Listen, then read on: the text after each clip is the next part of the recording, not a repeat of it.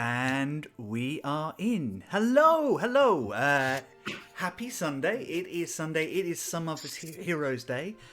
My name is Chris. I am your resident DM. I use he, him.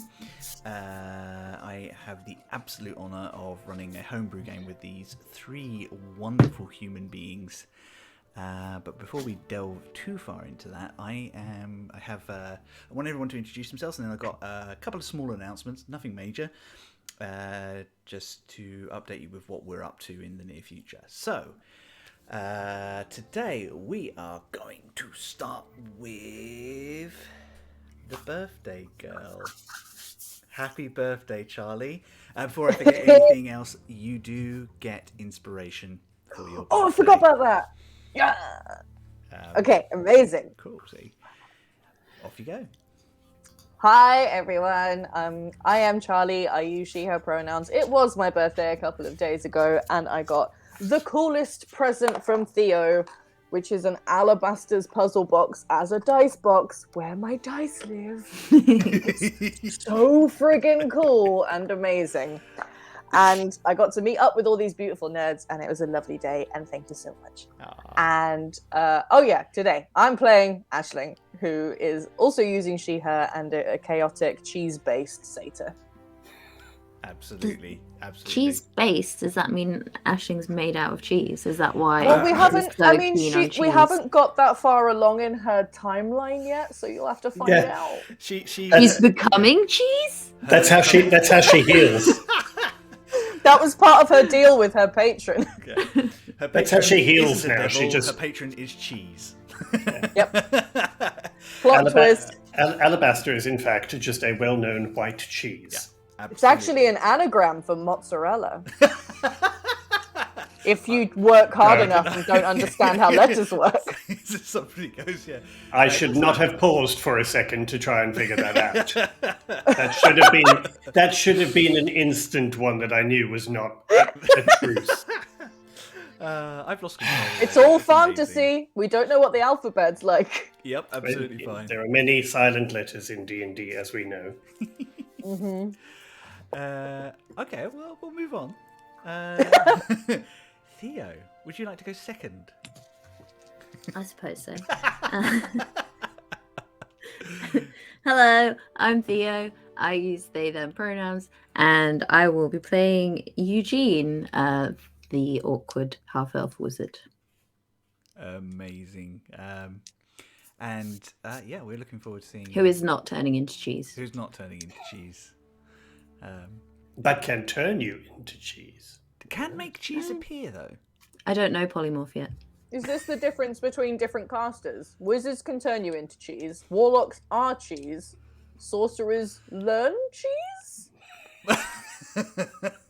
Are born from cheese. Make cheese appear. Make cheese. Sorcerers smell like cheese. Okay. It's true. What about bards, Wayne? What is bards' relationship with cheese like? They tolerate cheese. Hi, I am Wayne. My pronouns are he, him, and I shall be playing the quiet and demure dragonborn bard called Rok. Amazing. This is great. So this is my trio of wonderful chaotic souls. So before we dive into today's adventure and I update you with where we are, there's a couple of things I just wanted to sort of touch on. We are dark the last weekend of April. There's a couple of us are busy doing some shows and what shows, some markets and things, so they won't be able to get back in time and things. Obviously, we'll tell you more about that closer to the time. And Wayne and I are actually going to go out of town, which is weird and scary and people. Traitors. Usurpers. But we will be back in May. But May is a very busy month for everybody around this table. There are various projects and things going around that's going to take people away. So rather than try and fit everything around what's going on, the whole of May, I will be running a 4-part mini story, mini stream venture with these three and some wonderful guests who I will be telling you about in the coming weeks, using the absolutely fantastic D&D hack Dark Matter. So we are going to space. It's going to be D&D in space with high magic and high sorcery, ships and strange elder beings, and it's going to be absolutely fantastic. And I'm really excited to see what... Dice in space! Yeah, and I'm really excited to find out who these people are all going to be playing and introduce you to some of our friends who are coming to join us. We are incredibly excited about it. It's going to be a lot of fun. Other than that, we are back, of course, on Tuesday for Wild Beyond the Witchlight, continuing our wonderful Feywild adventure run by the fabulous Wayne Fick. Which of course we're also very excited about. But yes, so we got a busy few weeks, busy month coming up, but it's going to be all really, really cool stuff, and we're very excited to share it with you. Can you tell people about your other stream? Not yet, okay. unfortunately. So that's a hint. There is also something else coming up that I actually can't tell you about yet, but as soon as I'm allowed to, I will start sharing that. But thank you for that reminder, Wayne. Sorry. No, it's fine. That's absolutely fine. Yep, absolutely right, DD. Secrets. But not for long. I should be able to tell people next week. So we're looking forward to that. Yes, I didn't point this out last week because I forgot about it. Those of you who have got membership with us at the moment, and our mods as well, if you look in our emotes, you will find not only Aisling and Eugene, but Rok and the secrets of some other heroes as options for you guys to just throw up as emojis in chat for us. Done by our wonderful Theo Blue, very talented artist who just knocked these out of the park. Cool. Right. Well, I think I'm going to have to leap into the game. I think I've run out of announcements. Oh boy. Oh boy. So, our heroes have earned themselves a reputation around the City of Cloud's Cairn and been invited to a standard ball and gala to both celebrate their heroics and look into some of the wonderful things that they've done, but also to welcome the newest residents to the Scattered Lands, the citizens of the island of Parshkik. Last week, our heroes were running around preparing for this, making sure they had the right atmosphere, right gear, right temperament, teaching each other the social etiquette, and, well, I say teaching each other, mostly Rok running around stressing, teaching Eugene how to dance, trying to make sure Aisling doesn't eat all the cheese. I failed at that one. Yeah. And generally just get himself ready. They move forward, actually coming to the night itself, stepping into a magical cart sent by their friend Rebecca Ryder to pick them up, arriving just fashionably late, as Rok's true intention. After a fierce debate with lots of options and different ideas, and maybe some ethereal extra-planar help from viewers of the stream, our three friends settled upon the name Chosen of Parshkik for their party, and have officially been recognised as such by the people of Cloud's Cairn.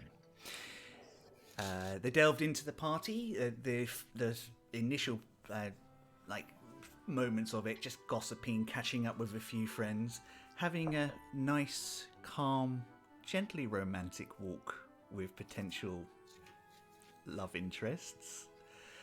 I give you a hint, it wasn't Rok. I love that shy little smile. Meeting political figures that they hadn't really had a chance to engage with before, and having their futures told by a mysterious woman. In the middle of this, Rok, for the first time in many, many years, was directly addressed by his birth name and asked if he would attend Miss Kiki. Trying to give his friends the slip, Rok moved to actually meet this strange person who seemed to know who he was from his time before being an adventurer, and met with his, not estranged, but not seen for a while, sister, the amazing Cambor. The only dragon born in the Empire who can match Rok, both wit for wit and sass for sass. Well, I wouldn't go that far. After a initial catch-up, Rok introduced Cambor and his childhood friend Millie, to Aisling and Eugene. Some awkwardness and some revelations as Rok revealed that not only was he a member originally from the Empire, but he was a member of one of the high houses. In fact, a newly anointed and risen high house, Riskarok. Filthy Borg. This explaining a lot of Rok's background and history. Cambor warned the three friends that she was there with two other members of the Empire, as is standard, representing different seats in the Imperial Court. One of whom could be relied on for alliance and sensible and behaviour, the other of whom was not to be trusted and to be watched out for. As their meeting came to a close, the call came out asking people to return to the Citadel's main entrance so that Rebecca Ryder could give her initial speech and welcome everybody officially. And that is where we shall drop in. And I think Cambor and her party will kind of split off from you as soon as they possibly can, trying to distance that link for as long as possible, so not to draw any additional attention or sense of favoritism upon you. And she gently leans over and pats Rok and gives him a gentle hug before you walk in and goes, "Right, well, we'll catch up on the dance floor, I'm sure, but do try and keep yourself out of trouble, darling." Well, I was fine, but it appears trouble has found me. Well, I mean, you didn't want it to be too boring, did you? Have you met my friends? I have now. I'm Yes, rather intrigued. Trust me, it's never boring. She just kind of holds her arms out to Aisling and Eugene for a hug. Yeah, Eugene will awkwardly give hugs. As she kind of pulls the pair of you. I don't know if Aisling will. Aisling is a bit like, we've just met, but okay. As she leaves in, she kind of whispers to you, "Keep him safe for me." Oh, he doesn't need us to. Please. And she just kind of squeezes both your shoulders, and then she wanders off, leaving the three of you standing in the middle of a slowly emptying courtyard and gardens. Is there anything you'd like to do or say before you head inside? I don't think Eugene says anything. I just think he has this big grin on his face. Which I'm sure Rok notices. Well. So, that was enlightening.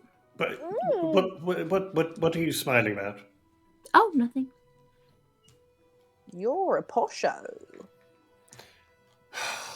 I told you. You're a right posho. That's where my family is from. That is right. But I told you that I was from a long way away. And anyway, but there's a reason I left. And as you can see, it was a good thing I left. Since I've left, they've become a high house. When I left, they were just a house, apparently. All I had to do was leave. Improved everyone's lives, mine and theirs. Anyway, that's unfair. My sister is actually lovely, and we have kept in contact. But it's just... It's boring and restrictive. The entire empire and all the politics around it are based on pomp and ceremony and what's expected of everyone and what you're supposed to do. And honestly, I can kind of see why you hate other poshos now. It's not that I hate.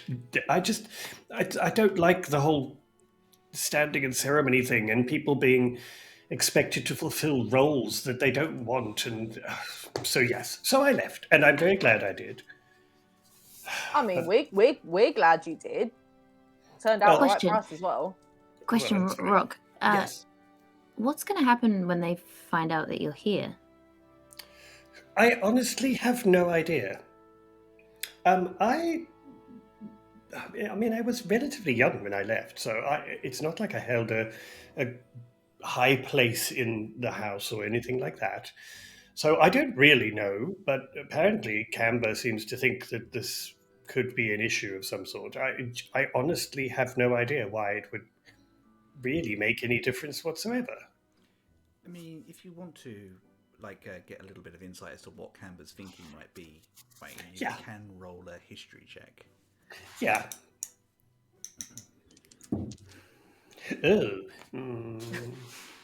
I'm a little distracted by Ashling's sequence. Who isn't? Damn, I should have won sequins. That was an 8. An 8. No, I mean, it's possible, given some time and some thought, you might be able to remember why she might be so concerned, but at the moment, there's a lot running through your head, and I think you can't quite tag down any one specific thing that might be a concern. Well, you said all this politics stuff was boring. Sorry. That's okay, I was just going to say, it said all this politics stuff was boring and complicated, so... Honestly, it really is. That's probably the best summation of it that I could think of. What were you saying, Eugene? Well, didn't your sister mention something about someone having their eye on you or something before you left? Well, yes, but I mean, that was as the position of, assuming the head of the house at some point, I guess. But as I wasn't there, my sister has taken that role, and I mean, she's here, she's representing the house here, so she certainly has the trust of the Empire. They wouldn't send anyone that they don't trust implicitly. She specifically did mention that the Emperor had his eye on Rock. Yeah, didn't Aisling see someone ages ago on the street that was hiding in the shadows and watching Rock? Oh, yes, you did. Yeah. If that was the same thing, you don't know. But there was somebody who was specifically targeting Rock at one point. Well, I remember telling Rock about it, so I think Aisling will sort of remind him and just go well, yeah, there was that time. Remember? Yes, but a lot of people look at us. I mean, you can't blame this them. Wasn't, we are literally, there way. is literally a ball in our honor. I mean, of course people are going to watch us. This wasn't in the usual, ooh, look how shiny this one is. It was more shiny. A bit, you're all shiny and big and shiny. And it was more shiny. Someone being ooh, look at this guy, I'm going to get him. That kind of vibe. I don't remember you putting that spin on it when you told us, but okay. Well, no, I didn't.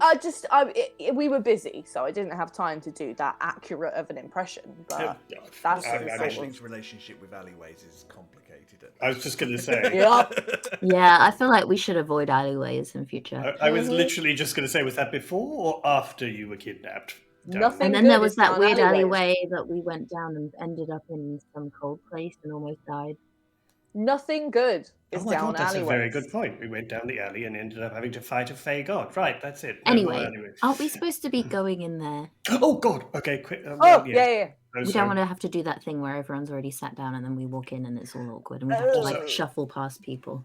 Also, I don't know about you two, but if there's one person I'd rather not piss off, it's Rebecca Ryder. She could Well, yeah. smite us. Should we disguise you before we go in? I can make you a moustache. I And a monocle? I do appreciate the effort. I'm not entirely sure that would work, but Okay. Well, let me know if you change your mind. absolutely. I will. I'm just amused by this idea of what we'll do. The way to disguise the Dragonborn is to, being the only race that probably doesn't grow facial hair, is we'll give them facial hair. Well, it's a distraction. It doesn't have to be realistic. I love it. Yeah. People wear fake moustaches all the time. Yep, perfect. Oh yes, and they never stand out because of them at all, do they? Well, look, that's the best I can do. I don't have a spell to disguise you. I got sparkles. Again, lovely offer, but I'm going to go with no for now. Alright. Yeah, besides which, people have already seen us. If you suddenly walk out there with some other person, then no one's going to know what the hell is going on. Oh yeah. Anyway, it'll be fine. I mean, they don't need me. I mean, what's the worst that happens? They ask me to Everyone's That already sounds like gone famous in. last words to me, but like, let's. Yeah. If they ask me to come back, I'll say no, and then what? There's no one left outside. They're all in now. Oh crap! Okay, let's go quick. There are a few people kind of like streaming around, but you are noticing it is definitely emptying now. Right, come on. You guys make your way back up, and I think I'm going to take this chance. I'm just going to flick over for a second.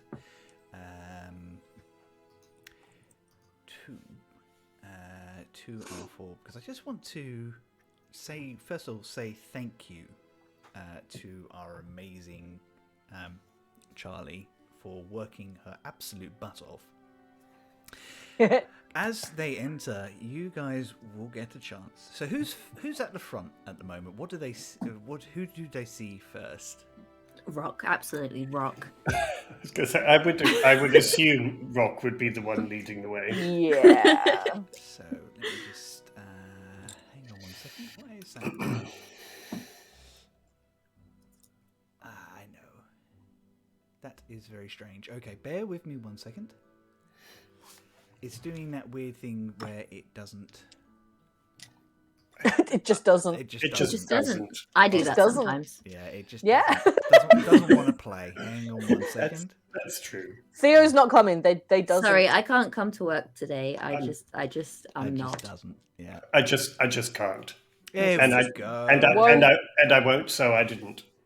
Yeah. Hey! So this It did. is Oh my Rock's outfit, so which cool. is so amazing. Oh, Charlie, it's so cool. Thank you. But Rock is, of course, not alone. Who follows Rock in? Probably Eugene. Yeah. I'm tagging along. Okie dokie. Followed by our wonderful. Oh my god, Eugene. Up. The suspense. I know, but it's worth it. It's so worth it. Followed by our wonderful Eugene. I love both these looks. I mean- love all your looks. They're absolutely amazing. Well, you both art directed them. You're the ones who told me what you wanted. But Eugene just looks amazing. I mean, So cute. honestly. I'd just like everybody to note that Pocket has a bow tie. Yes. Yeah, totally. Because- I love that. It's perfect. And finally, dragging up the rear, probably trying to work out everything that's just happened. That's not what I want. Or looking for more cheese. Or looking for Or more that. cheese. Yeah. Has anyone left any cheese on the side? Is our amazing, wonderful Aisling, who looks She looks so cute. fabulous. She looks pretty now. So huge thank you, Charlie. Thank you for all your hard work and getting these turned around for everybody. These look amazing. Yeah. Oh, that's okay. It's so much fun to do. Unfortunately, my cast can't see, but for those of you at home, you should be able to notice that the icons have been updated to reflect the new gear. Yeah. Wow! Amazing. Seamless. Seamless, almost like I planned it. Oh, So you guys make your way up the stairs in through past past the wonderful Bonnie. yes, Rooney, I will get right on that. No. Rooney My is iPad saying, right Like one of those here. fake plastic ones Yep, that you get in absolutely. crackers. Well, with like the big bits that nose go up on your it as nose. well. Yeah. Yeah, No, absolutely. yeah, you just put them in Yes. your nose. It's got a human nose. I was going to say, one of those with a big human nose at the end and the moustache underneath. Yeah. Honestly, I will blend No right one in. will Yeah, suspect a thing. Hello, I am normal human son. Yes. Hi, let me chat to you about human things that humans do. Hello, fellow humans. You stroll past Bonnie, obviously the city's announcer, who kind of nods at your and as she goes, "Oh, hello. We were just wondering if you would quite like to move towards the front. I'm sure people will. We just obviously because part of Rebecca's speech will relate to your heroism. We would like to draw attention to you. I mean, we could just wave from the back, surely. I think when they ask if we would like to, that's not an option. You're very good at this, Eugene. Just real quick, is this the kind of vibe we're talking about? Yes, yes, yes, yes, and yes. With the added bushy eyebrows. If you just want, really I can cast Oh minor my God. conjuration right now. Who is Okay. that? Like, Okay. I don't know, it just appeared on my iPad. I've never seen them in my life. It's Rock's evil twin. Core Rock's evil twin. Cool, yeah. Anyway, You guys, kind of she indicates down.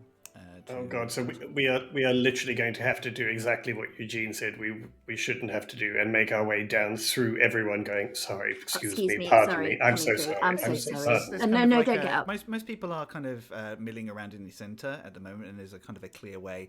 I think as the guards recognise you, they push a couple of people off the side and give you like a little kind of step through around the outer edge, and you find yourself back at the stage. There's kind of like gentle murmuring everywhere, and you are standing very close to the representatives, or actually to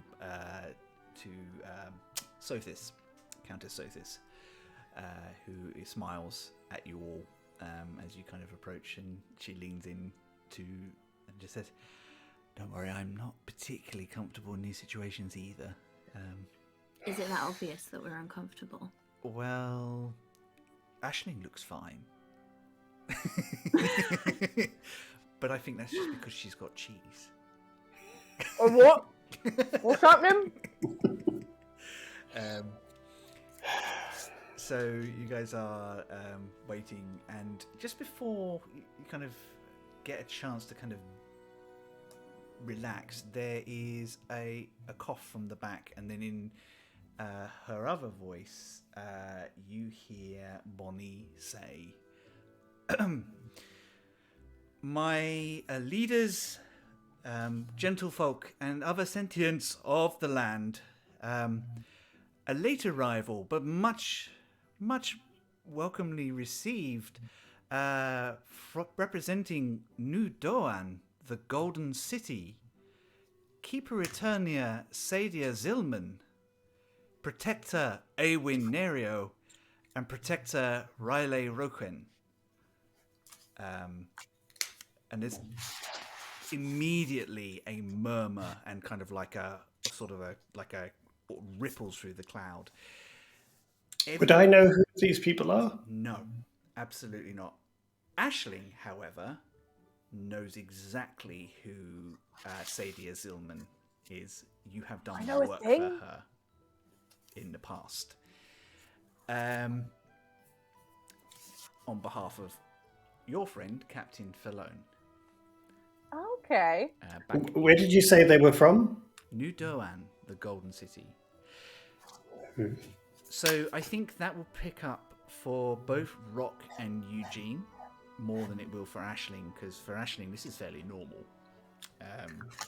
New Doan is the elven city that holds itself apart from the rest of the politics of the world. The elves built themselves the city shortly after they realized that the rest of the world was less accepting of them than they had been, and secluded themselves away. The city moves. It's very hard to find, and although you can find some of the places that they are responsible for, like the islands around Cloud's Cairn, they have their own islands that they go to and talk to people and are part of their citizenry. It is very rare to see them outside of their own geographical area. So the fact that they're here is definitely a stir. So the city moves. Literally moves. So it's really hard to find. Our postal service must hate them. People not from the city or not part of their general sort of responsibility, very rarely allowed in as well. They are known to be quite reclusive and don't show up to things like this ever. I think Rock would immediately be a little gossipy and kind of be to Aisling and Eugene kind of be, well, that's a bit of a surprise, isn't it? I mean, they never pitch up anywhere. What do you think they're doing here? Oh, That I means know one of them. something, doesn't it? Something's happening. Well, to be fair, I mean, a new island did just appear out of nowhere, and that hasn't happened for a long time. And so, also the Sky Shield thing probably affects them as well. Sophis leans over and just kind of touches Aisling's arm. Sorry, did you say you know them? Well, I know one of them. I've done work for her.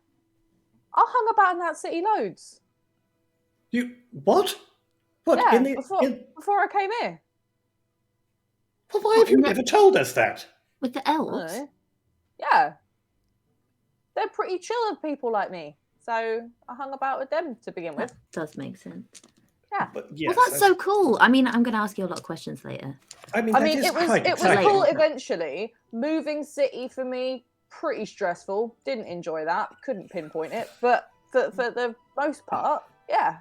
I would imagine it was Zardia that I was mates with. Bit of a cartographer's nightmare there, I would imagine. So you spent time in the Eternal City, and you just never mentioned this to us. Never came up. Right, gotcha. Okay. So what's she like, this Sadia Zilmin. Can you remind me what she's like? Aloof, mostly. Well, she's an elf. She is a moon elf, so she actually has the same heritage as Eugene does. You found her nice, but she was very much, this is what I need you to do, this is the time frame I need you to do it in, this is what I will pay you. She was always polite, she always treated you well, but it wasn't like Falone, who was your mate, who adored you and did everything she could to get you decent work.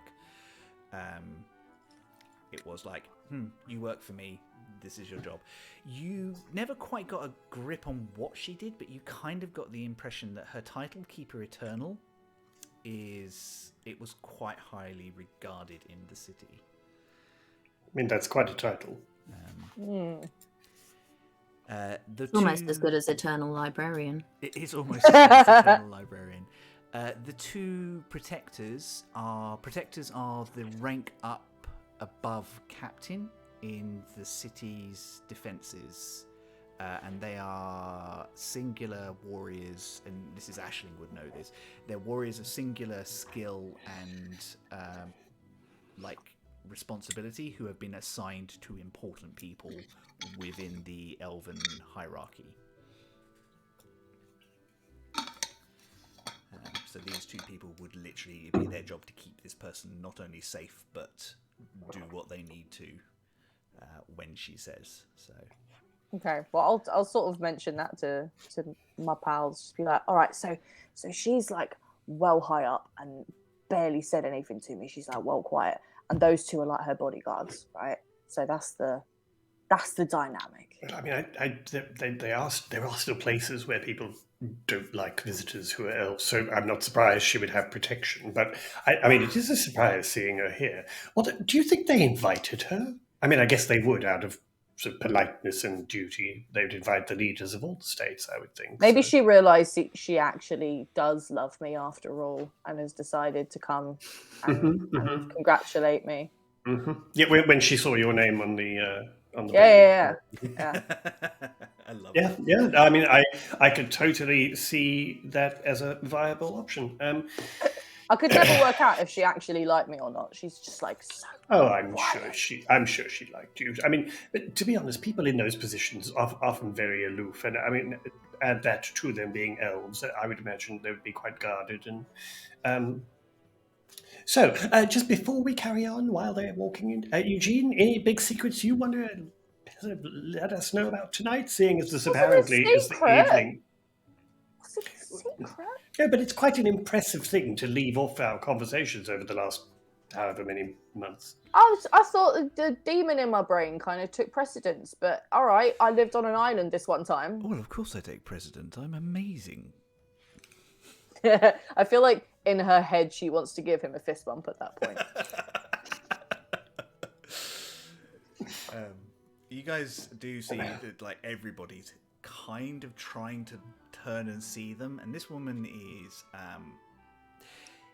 you've seen elegance, and Stop. and you've seen like she has this kind of ethereal sort of light to her, and she barely looks like she's touching the floor as she floats down, and she's wearing robes, but they're incredibly light, made from like almost web-like fabric that just kind of drifts naturally in sort of deep purples and blues, with a huge moon crescent embroidered in silver on the front of what would be the equivalent of a tabard. Her hair is kind of all grown out but tied back and fixed together with many different pins. So pretty.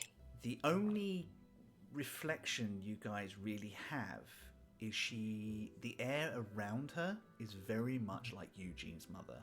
This sort of like natural calm, everything is fine, like I am very aware of myself, but I'm not bothered by myself, if that makes sense.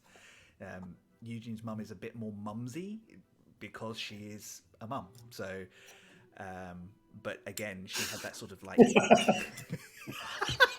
What are you saying about my fantasy mother, Nikki? Yeah, God, Nikki. Wow. Okay, so Nikki has a crush on Eugene's mum.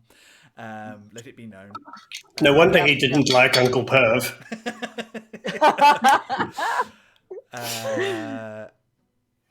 I think seeing her come down, Rock will sort of just be a bit taken aback by her and just say to the others, like, she's quite magnificent, isn't she? I mean, she's really pretty. You're staring a little bit. But everyone's staring. I mean, look around them. Half these people don't know what the hell they're looking at. Yeah, not everyone's dribbling though. Well, it's difficult. The moustache is getting in the way. Anyway, never mind. The two guards, one of them is a wood elf,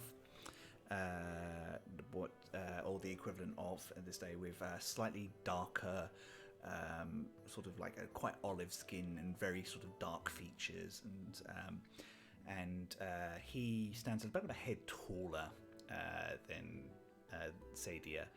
The other is a female drow, dark elf, or night elf in this world as they are known, who is actually very smiley and kind of like nodding to people as they go past, obviously aware of the fact that they have caused quite a scene. And people just kind of pull back a little bit to give them some room, and they just find a nice polite space somewhere in the middle of the crowd. And you can already see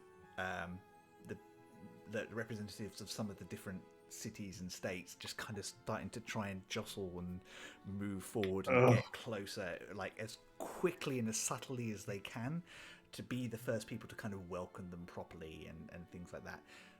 But before they do, you see a familiar-looking human man that you met before.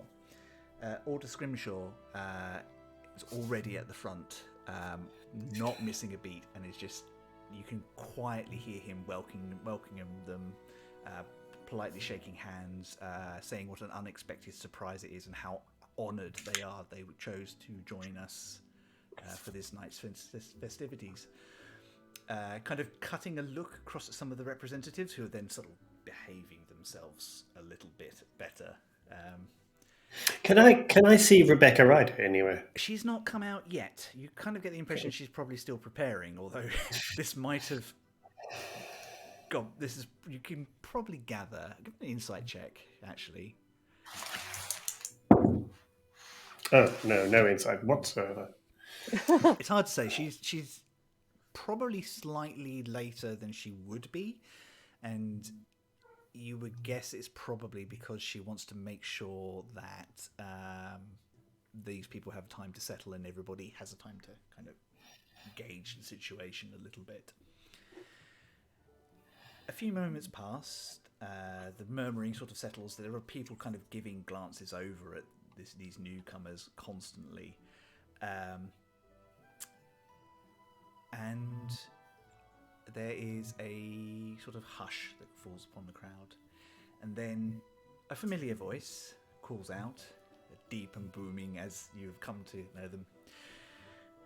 My leaders, gentlefolk and other sentients, please be upstanding for your host for tonight, Mayor Rebecca Ryder of Cloud's Cairn. And from the back of the galley, doors open and she comes out onto these long stairs that come down into, and just politely comes down, walking slowly. She is wearing tan sort of trousers, and over the top like an elegant brocade with a cape that comes over one shoulder in like filtered outside with a gentle sort of brown tan again. And the inside is laced with this gold and like this gold and silver recurring pattern of sun and moon. Her hair is tied up in a very practical fashion, but elegantly decorated with clips and jewelry, again following this sun and moon motif. And around her neck is a crescent moon against a silver disc, which you all recognise as the symbol of Brother Moon. She has a rapier at her side, and she is flanked by two attendants that you've not seen before in the mayor's office garb. One holding official gavel and a tome, and the other carrying what looks like the original mayor's outfit that she would normally wear for functions like this, just to make sure it's present, even though she probably doesn't want to wear it because it looks awful. It's one of those things that it's all furs and minks and like feathers and everything. It's one of those things, those look at me costumes that were probably fashionable about 500 years ago. She got one of those big tacky gold necklaces that mayors wear. Oh god, yeah. It's all there, but she's not wearing it. Quietly she comes to the front. She waits for gentle applause and voices to settle. She touches the moon for a second, and then you can all hear her as if she's standing right next to you. Thank you for coming. It is good to see so many friendly faces and some new faces that we have not seen before. And she inclines her head to the delegation from New Doan. It has been too long since our nation stood together like this. As you all know, the last time this many nations were in attendance was in the signing of the treaty with our neighbours from the north, the Empire, carving out the space for the free nations as we stand now, 15 years ago. We welcome you back, all as friends, all as associates. it has been a trying year for everybody, I think, with interesting and unexpected events. Fortunately, we were blessed as a world with people who would rise to that occasion. It is no secret, and I will not hide it from anyone, that we encountered a being thought gone from our world. But from the heroics and courage of these three heroes beside us, I immediately elbow my friends. and then there's a quirk of a smile as she kind of sees Aisling do an Aisling, and some other allies, and she kind of nods to. God, name just went straight. She nods to Sothis, and she kind of inclines to the other members of the island who are there, and some much-needed military aid from our neighbours. We were able to repel this evil. I wish to put not the fear of this situation back towards you, but rather to highlight what we achieved standing together. And it is with this hope that I wish to move forward, both as an independent nation and both as a world. Divided we bicker, we look for small things to grab, but together we can turn the darkest of evils and scour it from causing us harm. But I do not wish to bend your ear too long when there are festivities and dances and celebration to happen, and you have all deserved such an event. But before I do, I would just like to take a moment to acknowledge and welcome Cloud's Kern's official champions, the Chosen of Parshcake. And she kind of inclines towards the three of you, and I think Sophie just kind of goes, take a bow. Oh, right. I think Rock will just bow sort of several times, not really knowing where to bow to. Nope. There is raucous applause all around the room, and some whooping, and you kind of realise some of the loudest whooping is definitely from the Adventurers Guild representatives, who you can now see. Aisling's a bit of a like, hey, you turned up. There's some laughter, some polite applause from some of the people that don't know you, as well, and I think it settles down. Now, I am not going to stand it away from further fun. So, my gentlefolk, my leaders, my fellow leaders, and my others, any other sentients among us, I now open my citadel, my nation's citadel, to your entertainment. The dance floor is behind me up these steps. There are further entertainments and food. Please laugh, dance, have fun, and please do join us in the main auditorium in roughly 2 hours' time for an amazing production put on by the Carnival of Curiosities. We are very excited about this ourselves. For now, she just takes a goblet that's passed her. She goes, I toast your health and I welcome you to Cloud's Cairn. To the night. And there's a general sort of to the night sort of... Polite applause.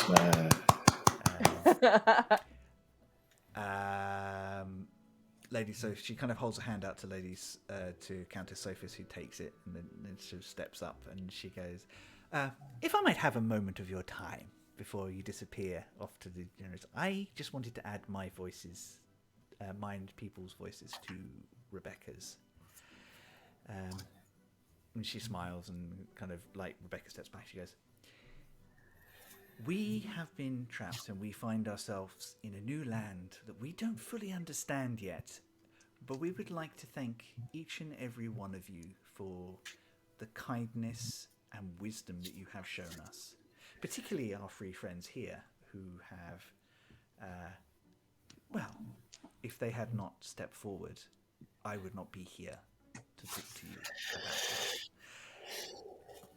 We have a difficult road ahead, and we beg patience with you all whilst we make our decisions. But we will make them, and we are excited to be part of this world, to be with you in this time. Many of you are questioning where our loyalties lie. We don't know yet, but we will stand for this land as it has stood for us. Thank you. And please, no more offers tonight. I'm going to be having some drinks. Woo! And there's a general sort of applause again. And then the two of them step past.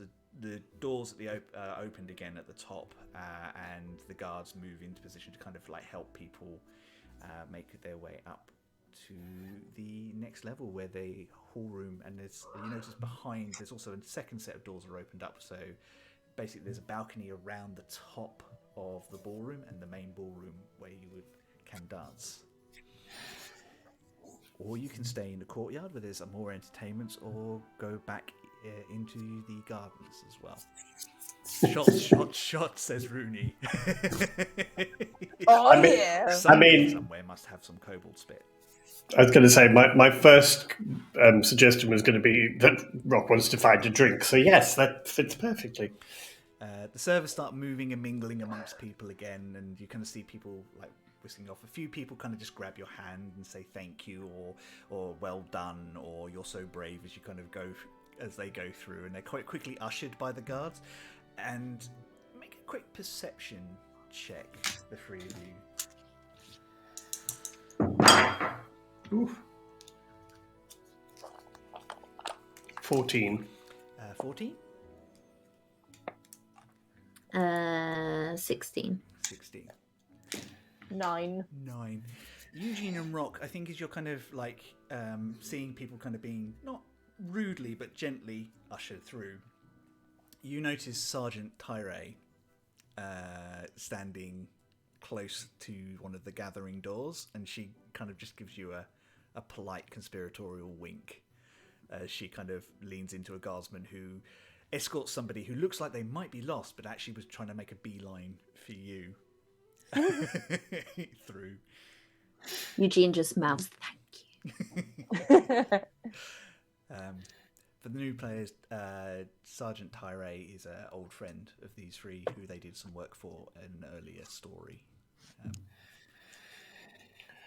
Right. I think I'm going to get a drink before I go into the ballroom part of this evening.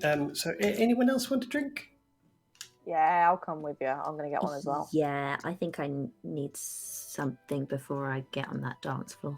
Yeah, well, you'll be fine. Don't worry. Is there a place that serves drinks, like a bar or a table with drinks, or whatever that is, quieter, like away from where people are going? There are less people going upstairs. Most of it is being delivered by waiting staff, and if you put in requests, it disappear. But you kind of get the impression that that's where people go to observe a little bit. So there's also some side rooms have opened up, and I think make an investigation check for me. Oh, finally, investigation at 19. You see Marag holding what looks like a bottle that would not have been offered, coming out of a side room. He's very hard to miss, it's Marag, but it's quite clearly something that he has got from a bar or somewhere like that. I will immediately, he will hear my voice inside his head saying, "You better have got a bottle for us too." There's a chuckle inside. He goes, I mean, there's plenty in here if you want to come and join me. I'm going to go into the side room and have a couple to steady my nerves before someone asks me to dance. He will just hear, "Yes, we will join you. We need 3 glasses." And I'll just tell the others and say, "Marog's in there in one of the quiet side rooms. Let's just pop in there." Oh, yeah, nice. As you guys make your way through,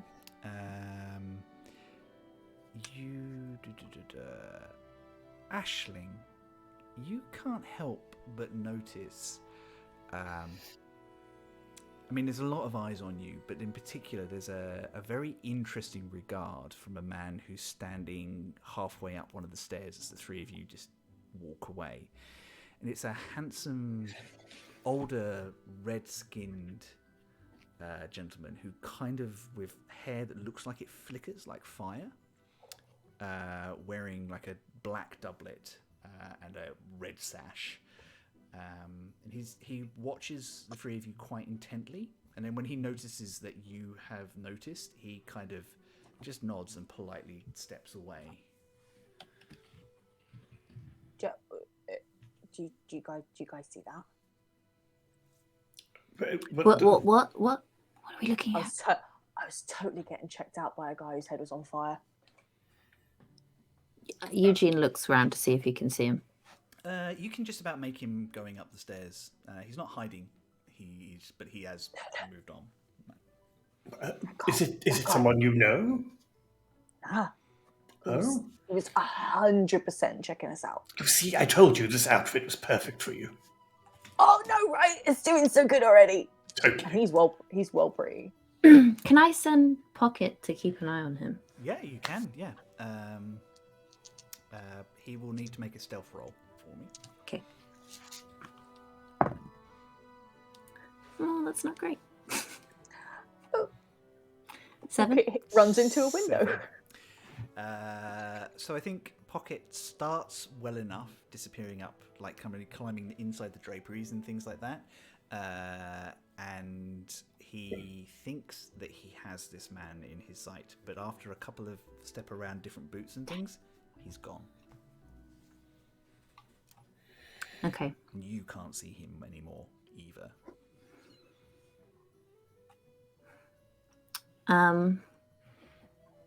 I'll just have Pocket hang out in the main ballroom and sort of see if he catches sight of him again. Yeah. Or like sees him talking to anyone else. So what's your instruction to Pocket? Because obviously you can't. You can keep pinging back to him if you want. No, I'll just have him sort of circle the room, and if he sees anything, to come find us. Absolutely fantastic. Cool. So Pocket disappears off and then finds some quiet hiding places.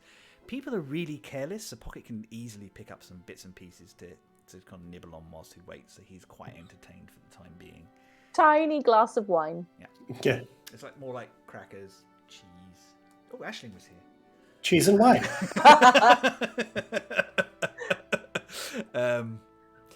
You follow Murrug into a side room, which is a few people there, and a couple of people quite quietly having conversation. I think most people notice you as you come in, but they don't they can see that you're going to talk to Murrug, so they don't interrupt. Murrug is standing there with a very awkward-looking D-tree who has been stuffed into a very smart doublet made with cloth and leather, like red leather and black cloth, kind of stitched together, and he's kind of fiddling with it. And as Morag, who is wearing something very similar but obviously much bigger, just kind of goes, "Stop fiddling with it. You will tear it, and then she will kill you."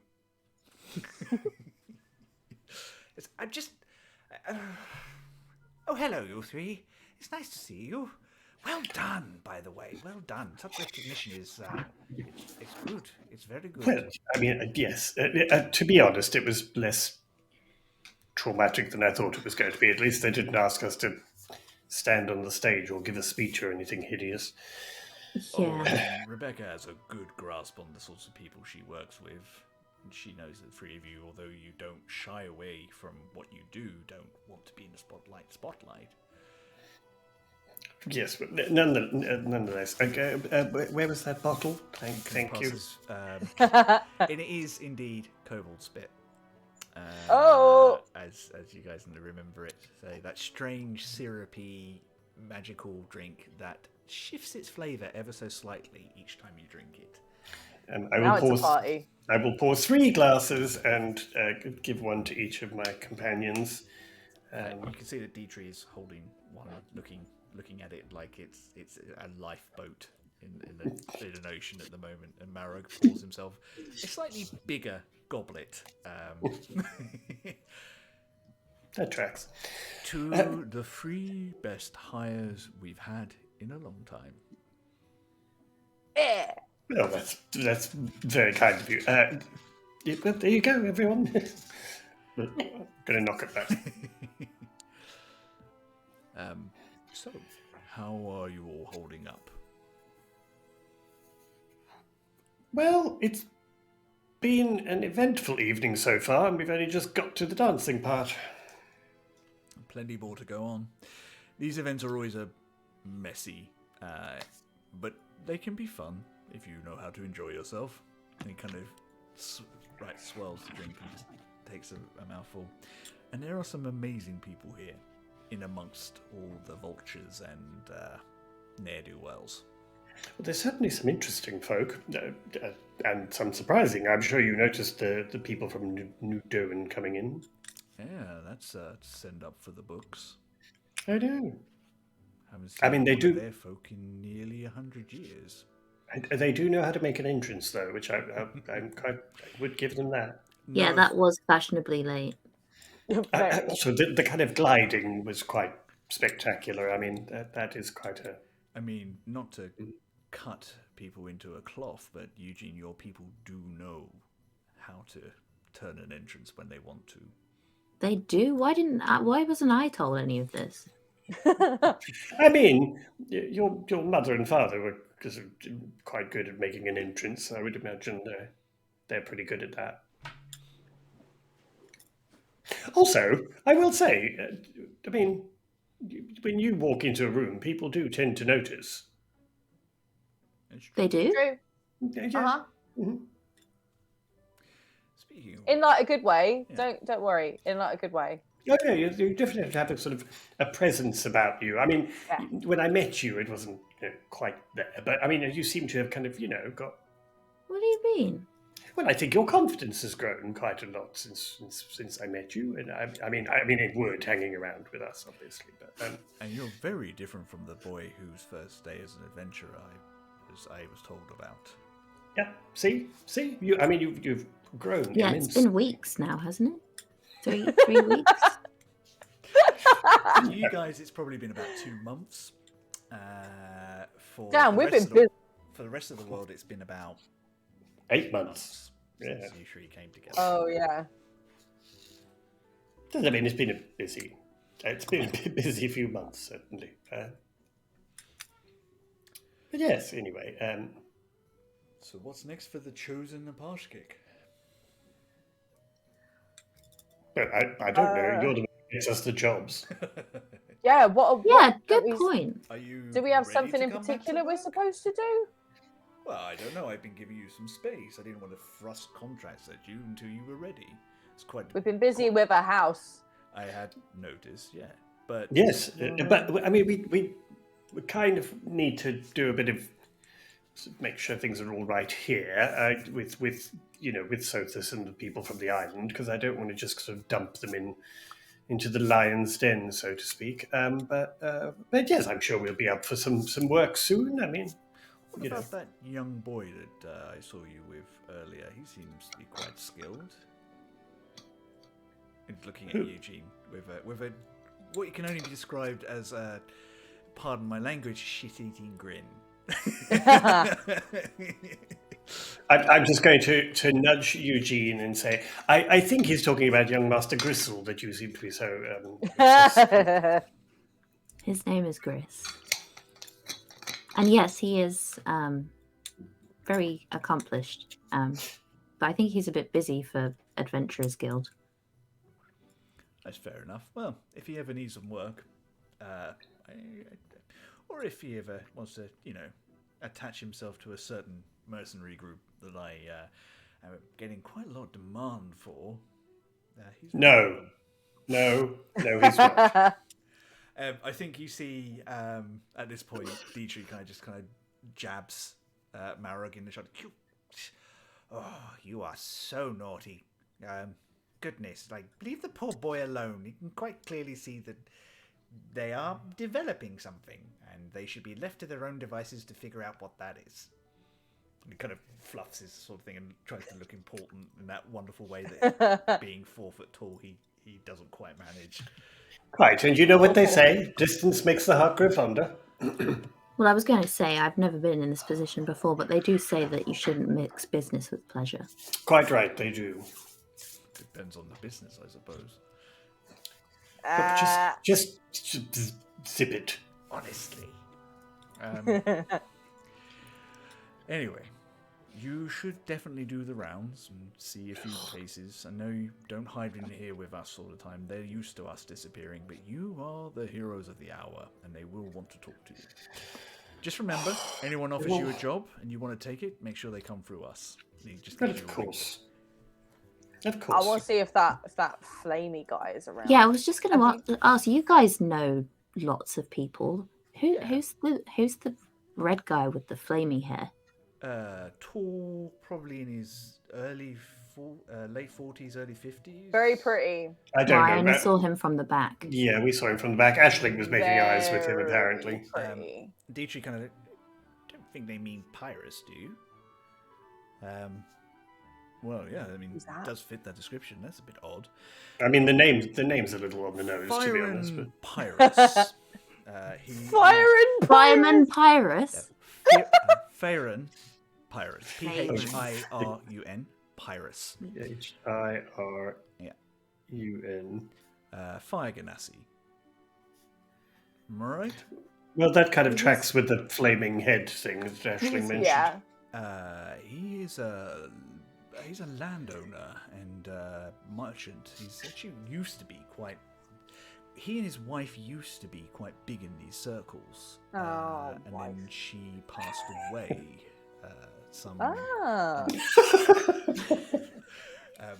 He's Too soon. I'm watching Ashling go through the whole gamut of emotions 7 in stages one of grief. sentence. It's unusual. He stopped coming to these events. He became quite reclusive after his death. He was inconsolable. But if you do see him, and do give him our regards. He used to be. He was like keeping a close eye on us. Does he have some kind of allegiance? What is he? An adventurer? A fighter? Used our services a number of times. He was he paid well, always on time. Was never unrealistic about the danger or our requirements. And then he just stopped using us. He stopped using everybody. Just kind of turned over in his own mercantile businesses and just withdrew. It was just not the same man after his poor wife died. I mean, was he particularly interested in I don't know, in anything? Was he an interest in a particular area of expertise or anything? Marek looks down at Dietrich and goes, no, it's mostly keep beasts off the farmlands, make sure my employees and my workers are safe, that sort of thing. I think the most exotic thing is it had a minor problem with some undead for a while, which we dealt with, and never heard any more about it, so we assumed that was done. No, I mean, I probably shouldn't ask these things, but how did his wife die? It's really sad, actually. She contracted a disease, and one that unfortunately even divine magic could not cure. Oh, well, that's dreadfully sad. Well, I don't know why he would have any particular interest in us as a whole, but I mean, Ashling obviously looking quite fetching this evening. Perhaps he's starting to look for some company again. Well, I mean, it's not entirely impossible. You're looking fabulous this evening, Ashling. Also, it might be that he's... I don't know why you're targeting me. I've not voiced any interest in this gentleman. It could also be that he's trying to take a measure of these champions of Klaus Kern, a city that he has an investment in, after all. Well, Okay, possibly, all right. but I mean, if he hasn't been doing much, I don't see why. Anyway, we'll keep an eye out. Yes, we'll keep an eye out as well.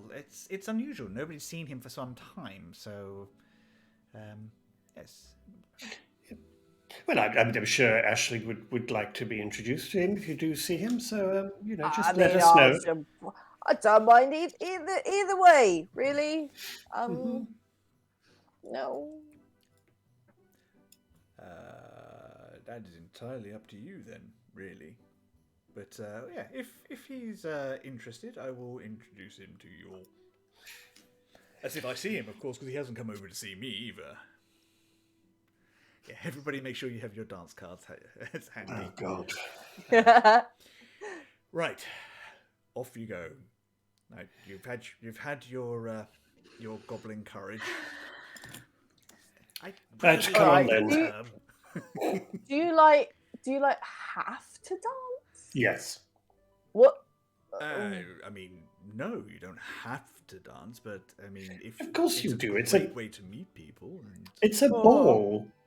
She's like looking between the two of them, like they're two parents telling her to do different things, and she's like, "Oh God." Well, look, you don't have to. If you really don't want to dance, you don't have to. But it is a ball, and we are the guests of the ball. It is kind of the thing to do to meet the people and be introduced. And to be honest, it's better than standing around shaking hands and making small talk.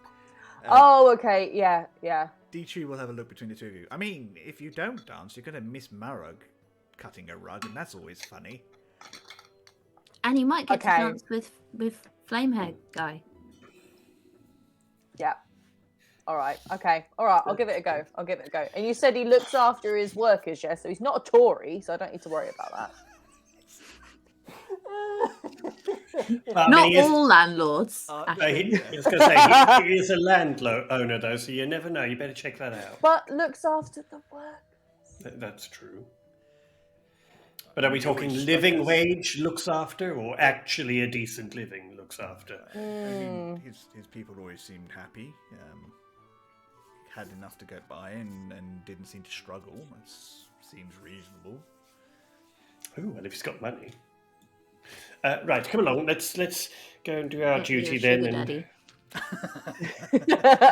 Aisling, find your sugar daddy. She needs a cheese. She's a warlock. She's already got one. Can never have too We have to many. stop at one. I need one on each plane. Excellent. That's true. Also, if he's willing to buy her cheese, I'm sure Alabaster will be perfectly happy. Exactly. Right, so yes, I suppose we should go and try and make an effort to... Cheese daddy. That's the most revolting combination of words ever, Michelle, and you should feel deeply ashamed of yourself. I'm glad Michelle is getting blamed for that one. A fond daddy. No!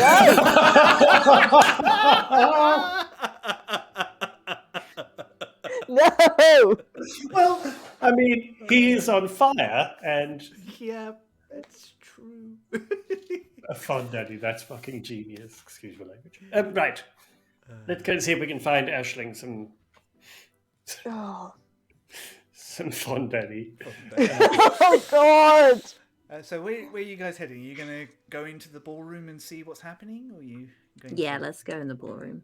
Yeah, I mean, I would like to keep an eye out to see where Cambor is and who she's with, when we go sort of that way. Okay. Are we going into like the top bit, or are we going onto the dance floor? Oh no, that's good thinking. Let's go on the top bit. Let's go scope it out and see who's down there. Well, yes, because I want to see where those fancy elves are, please. Also, you'll be surprised what you can see from up there. So people don't think about it. Oh dear, I'm loving this. I'm loving every minute of this. This is brilliant. So you make your way upstairs. Let's fondue this. That's great, Rooney. You guys make your way upstairs to the balcony, and it's quite a broad area. It's actually somewhere that you guys have seen before. It's on the way to Rebecca's offices and some of the other places that you've been in the Citadel. It is a little busier here. There are a number of people hanging off the side doing similar things to you, like kind of pointing out who's dancing with who and gossiping about it, and kind of like trying to get a feel for like where alliances are and who's trying to do business with whom. And there are a few other people off to one side just having chat, again, similar sorts of thing, trying to make some business deals, catch up with friends. You come up and a few, obviously, absolutely everybody notices you, but again, this is a sort of polite removal. They wait for you to kind of make yourself available at this point. Good. I do everything in my effort to possibly indicate that we are not available for chat. There is one person Headphones, hat, hood. who Totally. wanders up towards you. Is a scrawny-looking human man in like an official, official Klaus Kern garment, but it's a little more flashy than the others. Has like gold chains around. He kind of like wanders up and goes, I won't keep you. I just wanted to say thank you for all your hard work. My name is Lutus Fiat. I am the master of coin. Your name was what, sorry? Lutus Fiat. I work for Rebecca. I haven't had a chance to meet you yet. Well, it's very nice to meet you. I didn't. Yes, well, I'm surprised we weren't introduced before. I mean, most of the sign-offs come directly, and I don't tend to deliver the payments myself. But I just wanted to kind of step out, say thank you on behalf of my department and obviously the city. Yes, if you ever have any problems with anything in terms of financial advice or anything in the city, please do let me know. I would love to help. Well, that's very kind of you. I'm sure we shall take you up on that offer when we have some questions about finances. He looks very I'm proud looking of at Rock himself. like, for doing this. ew, what? He looks very genuinely proud of himself, like he's achieved something, and kind of shakes your hand and then lets you back to your night and disappears off, talking to some other people in sort of clothing. It's always good to stay on the good side of the money man. Okay. Just in It case seems we ever need his so help. boring. I can guarantee he is, but we Oh, stay on God. the good side. Yes. Okay. Yeah, I don't want to do an accounting mission anytime soon, Rock. Well, no, not unless I have to slit my wrists to avoid it. Then you'll have Okay. to do it. Ah, I would like to keep my eye out to see just where Cambor is and where floating elf lady Sadia is, please. Roll me a perception check. Anyone who is looking for anyone in particular. Come on, I'm looking for roll. Hot Fireman. Get better. A hot fire. A hot Oh, fireman. yeah. One or hot the... fireman. Perception or investigation, Chris? Perception, please. 19. I got a dirty 20. A dirty Woo! 20. Ooh, 17. yeah. 17. Awesome. All of you kind of notice are interesting. You do not see Pyrrhus again. He has disappeared. You do see the elven lady and her two companions. They're off to one side on the dance floor, watching closely. Every once in a while, someone is brave enough to come and ask her to dance, and she politely declines. And when they become insistent, one of the guards kind of steps in and just puts their hand up, and just kind of there's a brief exchange, and then they wander away. So she looks like she's observing rather more than activating. Of course, being new, everybody would like to have an opportunity to kind of get close, but she's not playing. Rock, who do you believe the worst person for Cambor to be with would be for you? Ashley. Oh, God. Well, like I said, apart from Eugene. Hey! What? Eugene, all innocent. He's a little gossip monger. I love that turned you from adventurers into social gossips in I know. a couple of episodes. I just Great. wanted to tell her that What was story it? I heard about you. What was that, what was it that Michelle said to you? It's like turning this into an episode of Bridgerton. Yeah. I think probably in terms of cringeworthiness, the worst possible person that Cambor could be talking to would be probably be Juli. Oh. really sorry. That's exactly who she's dancing with at the moment. Oh! And the two of them are... Maybe I don't have to tell her the story. It seems like They are taking it in turns Straight to to the lead, and they are actually cutting off a few people who are trying to interact. This is one of those dances that's quite a complex one where you swap partners, and they do both cast a look up at you, and there is a cheeky smile from Cambor as they turn into the crowd. I will literally mouth the words, "I hate you both." to them.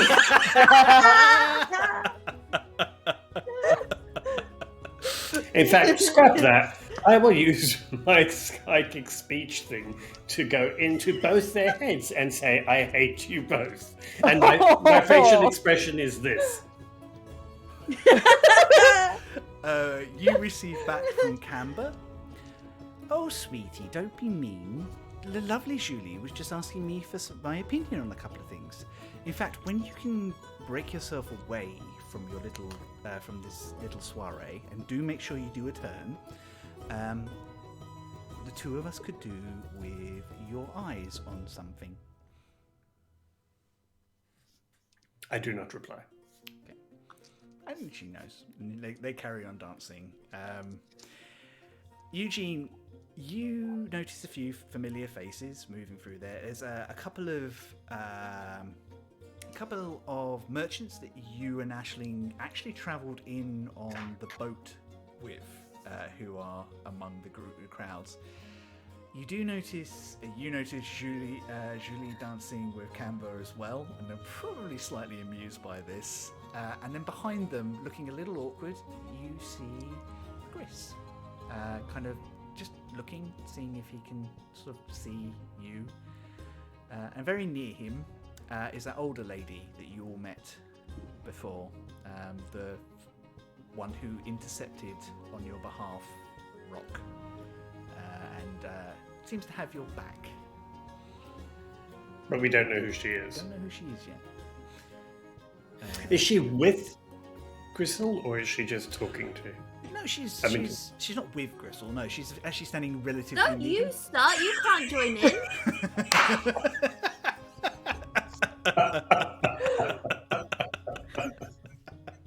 It's like it's canon. No, she's standing nearby Gris. She's not actually engaging with him at all. She's kind of just tapping her foot and watching who's dancing with who. And there seems to be sort of a glee every time that certain people dance past, and it's almost like she's making a mental note. Interesting. Okay, I'm just going to stay there watching them while Eugene is eyeing out the dance floor. Aisling, what you do notice after a little while is there is the knight from names all over the place. This is what happens, people. Do give yourself easy names to remember. Well, there's quite a lot of NPCs, so yeah. But the knight from Daklan, Sir Richard Mouthin, is dancing with Rebecca, and who is being polite but quite firmly kind of being non-committal as to what's going on and things like that. And this is kind of the shift. And she, at the first opportunity she puts her hand out. And she dances away with a certain overdressed Furbolg, who you all dress, who cheekily even pokes his tongue out at the knight as he spins her away. That Furbolg's got my kind of energy. Of course, this is Mossy Dillweed, the High Admiral of Ashore. Yes, it's from Ashore, that's right. Okay, I can almost read my handwriting. Moments pass and you kind of engage and enjoy this. I think eventually Gris kind of sees you, Eugene, and just waves. I think Eugene gives him a sort of awkward wave back. I think Rok's just going to just very quietly say to Eugene, well, I mean, he's wearing a scarf that matches your outfit. For goodness sake, go and dance with the boy. Just remember what I told you. Dance time. You guys are coming down there too, right? Of course we'll come down. I'm not going to dance with him, but I will come down to support you, obviously. Just don't try. Just don't look at your feet. Look like you're having fun. And don't stand I'll on his dance feet. near Don't you stand on and his make you feet. look better. Hey, I've Eugene, had lessons. Eugene, I I'm know, sure it'll but be like- perfectly fine. Besides, you'll just get cheese all over the dance floor, and then it'll be an accident waiting to happen.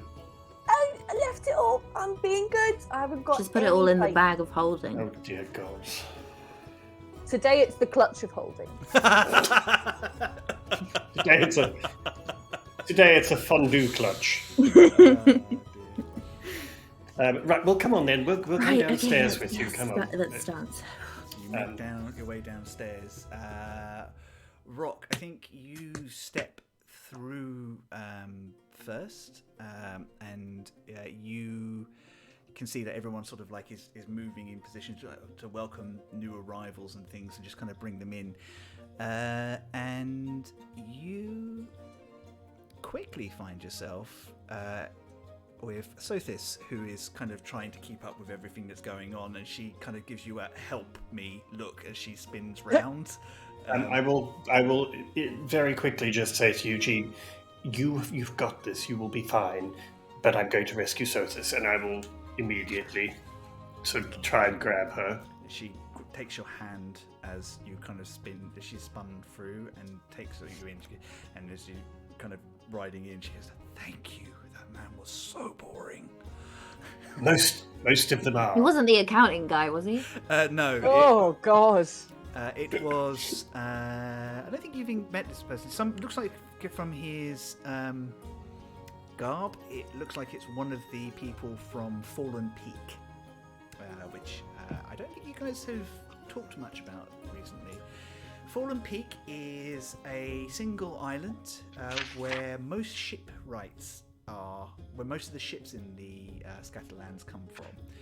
It has the most highly regarded artificers and engineers and smiths in the world. It's one of those strange kingdoms. It's 50% dwarf with some humans and other races around, and the other 30% is made by Aarakocra. It is the largest area of Aarakocra in the whole of the Scatterlands, and they have kind of almost like a symbiotic relationship, whereby the Aarakocra are messengers and scouts and can help, and whereby the dwarves build airships, and they have made an absolute fortune doing this. Everyone says you should visit Fallen Peak once. It's exciting. So the gentleman in question is actually a human who is covered in strange little mechanical accoutrements, little tiny like bells and little tiny cogs and things like that, all of which seem to actually be moving things but not necessarily doing anything. And he kind of looks a bit lost and disappointed before somebody else just sweeps him up and away. And she kind of dances, Sophie's kind of dances, because if that man had talked about cogs any longer, I think I would have punched him. I beg your pardon? Talked about what? Cogs. Oh, thank God. And I'm not surprised. I would have punched him too if you... Anyway, well, just... It's fine. We can just take to the dance floor for a little bit. Besides, it saves me having to dance with anyone who's equally boring as the man. Anyway.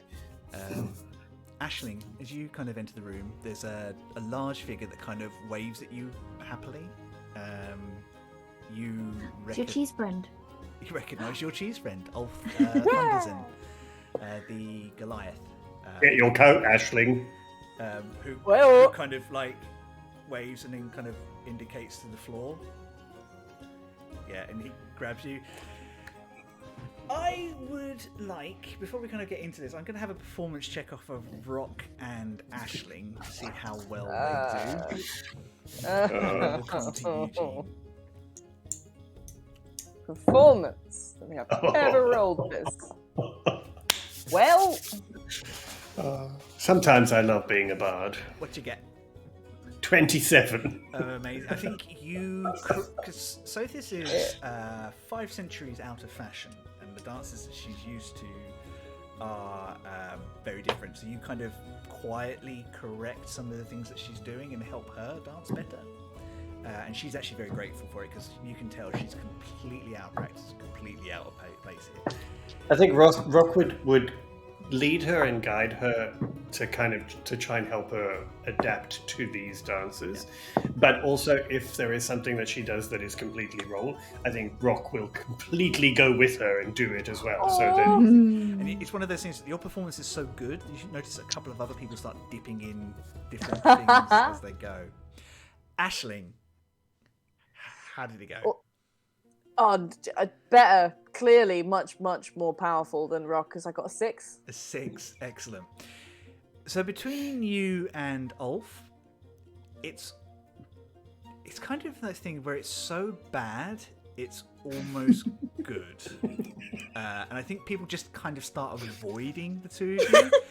As a lot of elbows. Yeah, absolutely. And he's big, and you're all elbows and horns, and you just this is like almost like this sort of in sort of this sort of ball around you where people just kind of ripple around and just kind of go back to what they're doing. And I think there's a couple of people. It's basically like he's just dancing with a bag of knives. It's almost you're almost standing on his feet, like, you know. yeah. It's like a very formal 2-person mosh pit. Absolutely fantastic. I think that's exactly right. And I think some people are and they're really annoyed and miffed that you're kind of not following protocol and you don't know what you're doing. And then there's other people who are absolutely delighted as well. And, they're the cool ones. Like some of the people, and I think even Sophis and Rock go past. I think Rock goes to correct them, and Sophie just kind of squeezes his hand and says, "No, they're having fun." Even if you tried. I would like to say, I'm going to say to Sophis, let's have a pause for a second and have a drink, and I'm going to take her off the dance floor. Awesome. So she doesn't get injured. What I would like to do, though, is I would like to watch, while Aisling is dancing, any of the people, if there is anyone who is particularly disdainful. Ooh. We'll come back to that, because Eugene has been waiting for Eugene's moment. And what would you like to do? Gris is standing there looking like probably about as uncomfortable as you look right now. Yeah, and he's going to do that thing where I'm in this situation all the time where you're with another awkward person, so you have to be like, right, okay, I have to be the confident one right now, and I'm just gonna go for it. And he strides over quite confidently and is like, so did you want to dance with me? Yeah, I was hoping you'd ask, or I would have had to pluck up the courage to ask. And he holds out his hand. And as you are about to do that, there's not a rap, but a press of a cane on the back of both your hands, and you look over and there's that older woman again, and she smiles at you both. She goes, "Now, I know the buds of possible romance when I see them, and I also know when they should dance and when they shouldn't, and I would hate for your beautiful evening together to be trampled under the heels of those still-capped fools under there." She goes, "Everybody out there at the moment is looking to get something off of someone else, and I think you two should have a moment to yourselves." Oh, no, God, no, I don't want to be the only people out there dancing. That's insane. No, just a different dance, and I am more than happy to indicate when is a good time to go. And it's this older woman again. Who is this bitch? Who does she think there was she is? definitely a part of me that was like, oh god, an old homophobe has come up. Yeah, that was my first reaction. Even in the fantasy world, I was like, this bitch has come over here. I love the fact. My mouth. But I love the fact that Chris is having Chris's character's having this discussion with Eugene, and literally Charlie and I, as Aisling and Rock, literally both of us, as soon as she touched you, were like that. Even Eugene, well, Theo was definitely like. It was like, We I were ready to apologise I throw gave you that reaction. down. That was not my intention. We were so ready to throw down and be like, all right, Karen, out you get. No, it turns out she was just trying to be helpful. Yeah. She politely holds out her hand. She goes, I'm Emile Flynn. Sorry. Emile Flynn. And she just chuckles. Those people who think that I don't hear call me the Dowager. Of course, she It's kind Maggie of Smith. yeah. She smiles and she kind of just touches you gently, both each on the hand. She goes, "Of course, I always hear." Now, why don't you two lovelies take a quick stroll around the edge and just wait for your chance? The song will change in a minute, and when it does, a new dance will begin, and that is your moment. And if anybody is trying to interfere, dance towards me, and I will make sure that they are intercepted. She's your wingman. Thank you. That's all right. Least I can do for the heroes who saved the world. I mean, I wouldn't go that far, but thank you. Yeah, young love happens rarely, so go and enjoy it. And I think this is that dark grey, like that very sort of very self-aware, like human equivalent of beat red at the moment, kind of embarrassment and things. Thank you. Okay. Shall we go for a walk? Yeah, come on, let's move. She waves. Is it me or is like everybody really interested in us? both of us? Just, yeah. In both of us? Yeah, I know. I mean, it's kind of exhausting. My God, yeah, would they just let us have? I'm trying to work out what this is. I think you're trying to work out what this is.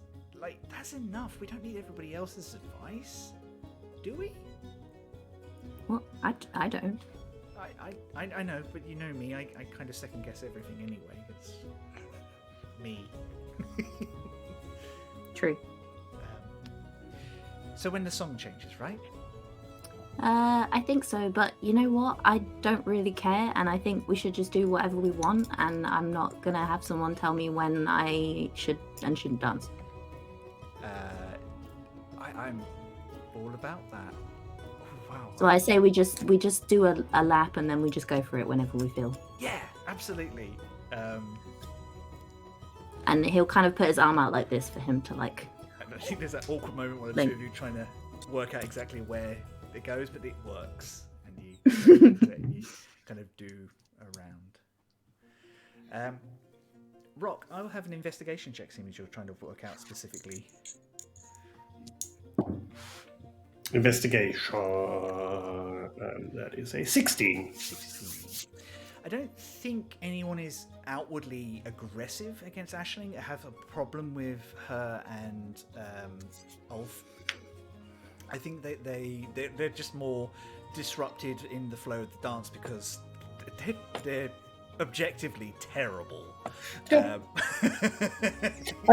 just want to spot the ones that are doing the most kind of sort of snarky bitch faces at them, or kind of like giving them filthy looks. That's all. I think politeness kind of governs over most people in this. Fair enough. I keep an eye out. You do your round. You get back to where you want to be, and Chris holds out his hand. Would you like this dance, Eugene Appleby? Yeah, go on then. I will have a performance check off of both of you, and don't forget, because of your training with Rock, you can add your proficiency to your roll for this. Oh yeah. Okay, so am I rolling a performance check? Rolling your performance check, and if you're not proficient with it, you can add your proficiency bonus. I'm definitely not. Performance, what are you talking about? Oh, it's good. It is a. Sorry, hang on 1 minute, maths. No, it's 22. a 22. Woo! Gris is not quite as competent as you, but he did roll a 17, so he doesn't show doesn't himself blow up at all. Yay! Sophis kind of grips your hand excitedly, Rock, and just kind of points towards Eugene and Gris taking their first steps. And she goes, "Oh, look at them! They both look so good together. You know, he's been practicing every day." I'm just going to say to her, I think they have enough eyes on them. We shall just talk amongst ourselves. She goes, "Oh, just give me 1 moment. There we go. Right." And Eugene and Gris take the dance floor. And there are a couple of people who do try and intercede, try and talk to this young wizard who has risen in fame so quickly. But every time they get close, there is another person there, like a woman or a man, who you're not expecting. And I don't think you look over, but I think from where you're standing, Rock, you can see every once in a while this woman, Emil, just kind of does this. Ooh. And smiles as she watches happily her two favourites for the evening enjoying their first dance together. And that's a great place for us to take a break. So we will be back, I'm going to say 10 minutes. We'll be back about 5-2-ish. Sure. Please go and stretch, grab yourself a drink or something to eat, and yeah, we will be back ever so shortly. Bye for now. Hi, everyone. Bye.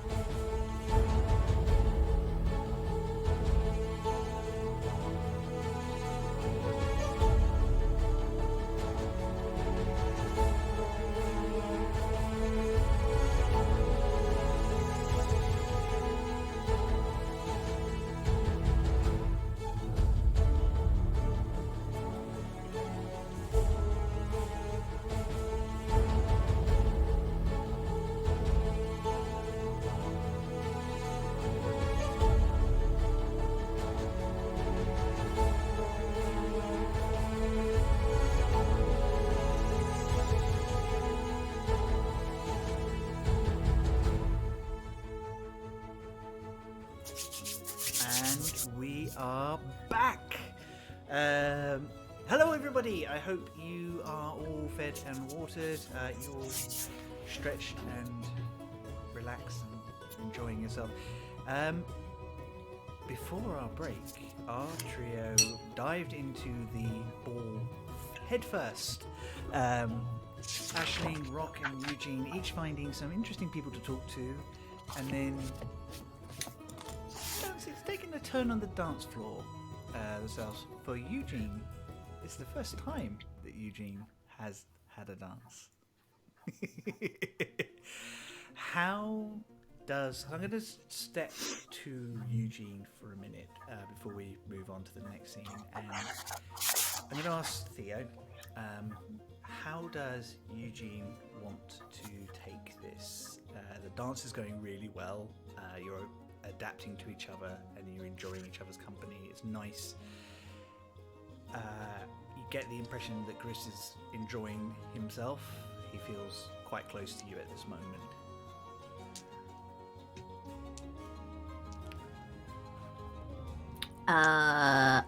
Big questions first, you know. I think he's just enjoying the moment. I don't think he's expecting anything. I think that's perfect, and I think that is fine for both of you at this point. And there is it's that wonderful feeling that you have where you're aware that there are other people. You know there are other people around you, but for that moment, it's just the two of you, and just enjoying each other's company. This is probably the most time you've actually had to spend together ever without something being in peril or yeah, that's kind of nice. Nice. So it's the first time you've actively, and it's kind of because obviously you're smart enough to know that it's a very different feeling when you are relying on each other to survive, to being in a social circumstance. And I think it's quite nice that you get this energy from him that he actually genuinely enjoys your company, and not just because of how smart you are, just he likes you. Aisling, the two of you cut a literal wave through the dance floor for a fair few turns. He is very much enjoying your company. He goes like, well, I mean, I'm having fun. My initial thought was I would like to reintroduce you to Auntie Needles, who's here today. But I could do this a bit longer as long as you want to.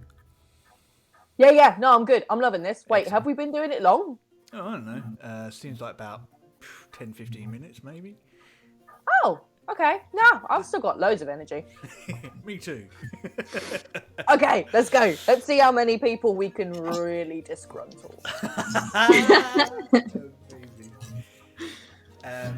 After a few minutes, Rebecca cuts from the floor and gently kind of approaches you and goes, Rok, Countess.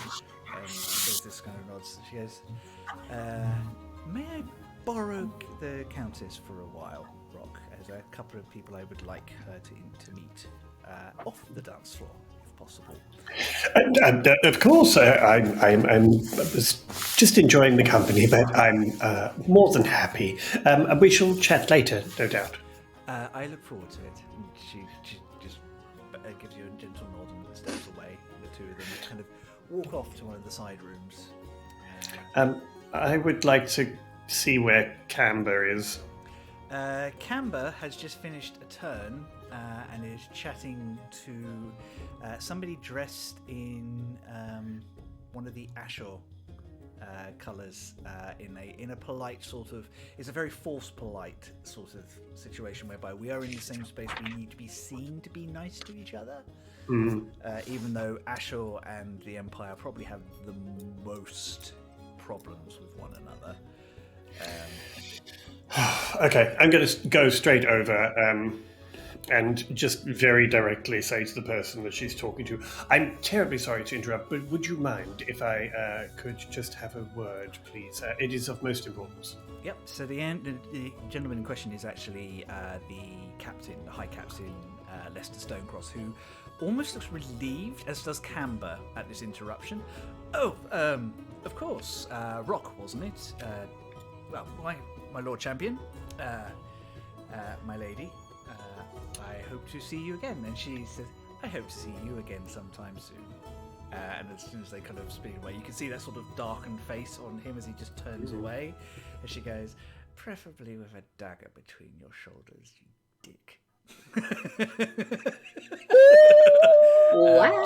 Just quietly enough to kind of that only Rok can hear. Well, I hate to interrupt what was obviously a delightful conversation, but you mentioned that you wanted me to look at something? Juli has something that she says that she thinks the two of us might have some experience with. Or at least she trusts us enough to check in. Okay, that sounds dodgy. It's your friend. Anyway. Well, that's why it sounds dodgy. It's coming from Juli. Right, well, she's back with the Menagerie at the moment. I don't know whether you want to bring your friends or leave them to their devices for the moment, but I'm going to head that way now, because I've had about enough of some polite company. I do think they would enjoy the Menagerie. Okay, give me 1 second, and I'm going to just use the next couple of minutes, and to both Aisling and to Eugene, just in their heads, they will hear me saying, I am escorting my sister to the Menageries, who was it Dr. Werrigo's Menagerie. If you're interested, feel free to join us, or join us there when you're finished your dust. Nah, Aisling doesn't want to miss out on this, so she just stops dead, like completely still. Just like, oh! Ulf comes. Ulf. You right? What? Yeah. Well, my friends are gonna go see the Menagerie. Do you want to come?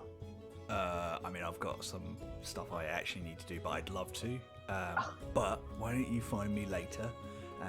We'll see if Auntie Needles is free, and then you and I can go and have some proper alcohol. Okay. All right. Cool. And Aisling barges off the dance floor. Ladies and gentlemen, welcome to the Tinder Ball.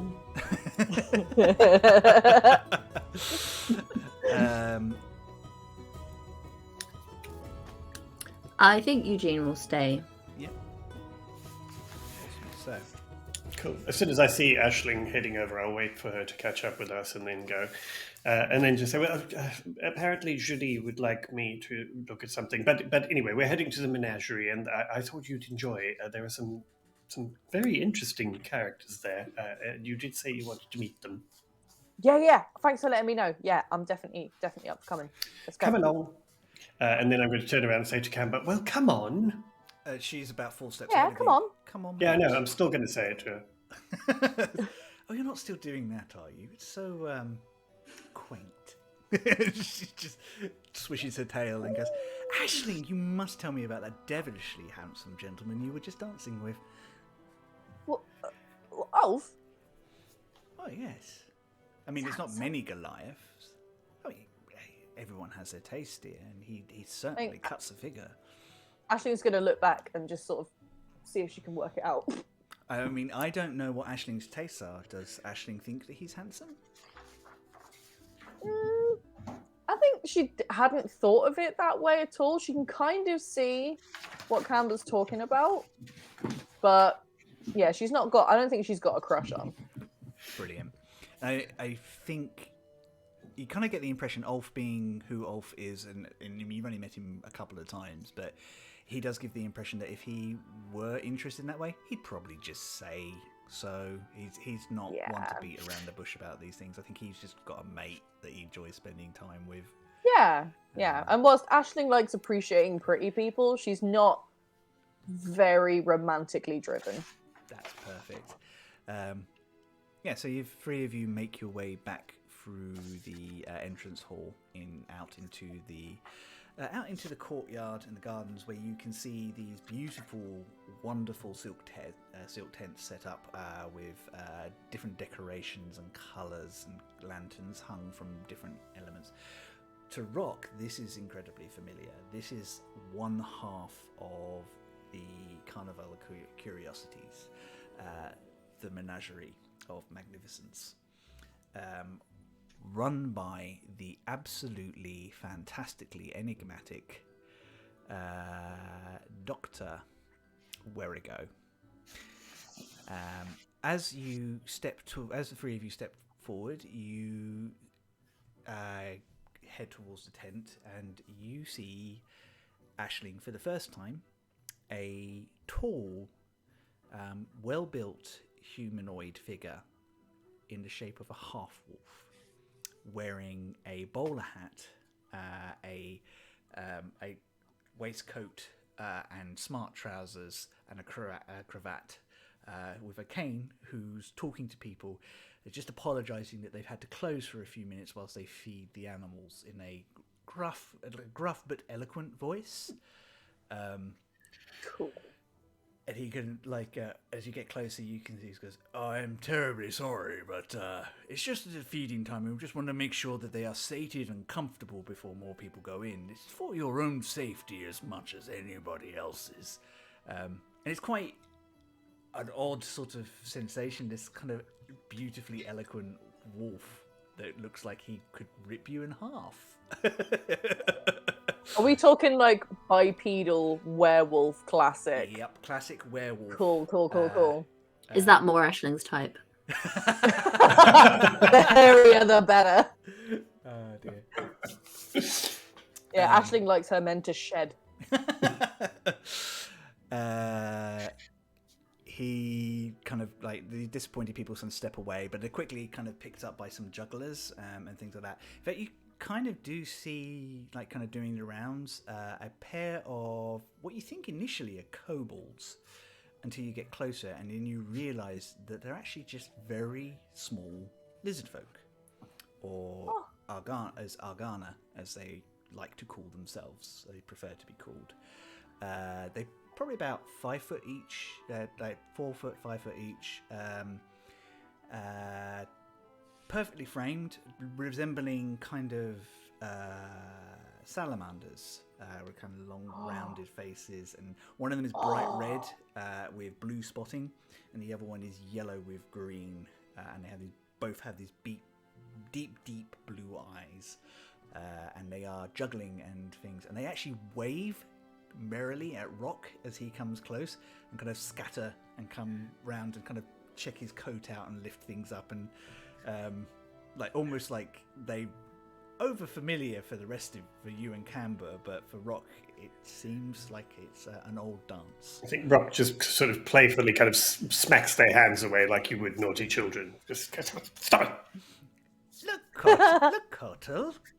They've put him in a smart person suit. It's a pity he's not a smart person, isn't it, Zanti? As Aisling just pointing at him, going, "You got burnt by those guys." I'm just going to lean down and go, "Large lizards eat smaller ones." They boop you. "Oh, you're more man than lizard. We know that for a fact. You're far too fond of song."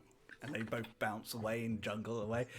"We love you, Rok. We miss you, Rok. Come back to the circus. You're better here." "Oh, I've never liked either of you. Go away." Oh, that's so cute. This is Kotil and Zanti. They are old friends of Rok's. You said I'm going to go up to the werewolf and just say, "Well, I mean, if you're feeding the animals back there, perhaps I could bring in some fresh meat." "Well, we were hoping that you would carry out some of the feeds, Rok. It's been a while. How are you doing?" I mean, if you're wanting to pay me, I'm sure I can provide a service, but I'm terribly important now, you see. He just wrinkles his nose. He goes, "Fairly certain you owe us, to be fair." I don't know what you're talking about. Pulls back the curtain and goes, "Go on before anyone notices." And I'll escort Aisling and Cambor through. Juli's at the back. Thank you. So inside is it is a proper menagerie. It's like a long corridor with pens, like quite large, like generous sized pens, but pens for showing off animals rather than for their sort of general sort of keep. You get the impression they are put here for the show and then returned somewhere else afterwards. Every single creature you come across here is incredibly well taken care of.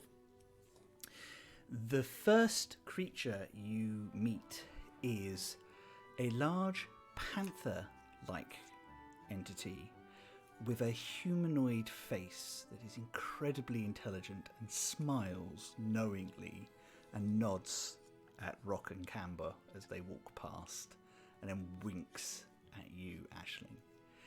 And you can actually do a nature check with advantage because of your nature. What, me? Yeah, because of who you are. Okay.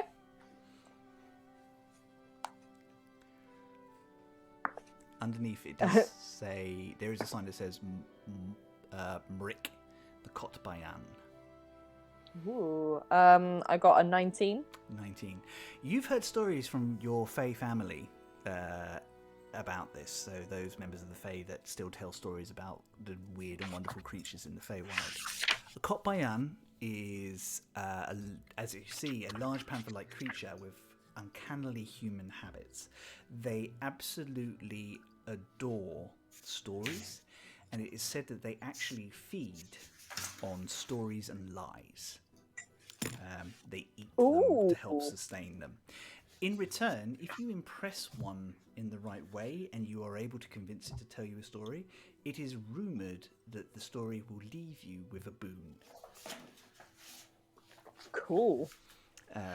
Does Aisling see a sign anywhere saying "Don't feed the animals"? There is not. There's not signs that say "Don't feed the animal." There are things saying, "Please don't climb in the pen. Please only approach the animals if requested to do so." I'm going to stop and I'll sort of seeing Aisling look. I'll just grab her by the arm and I will look into the pen and just go, "What a hideous beast!" Oh, the ugly one's back.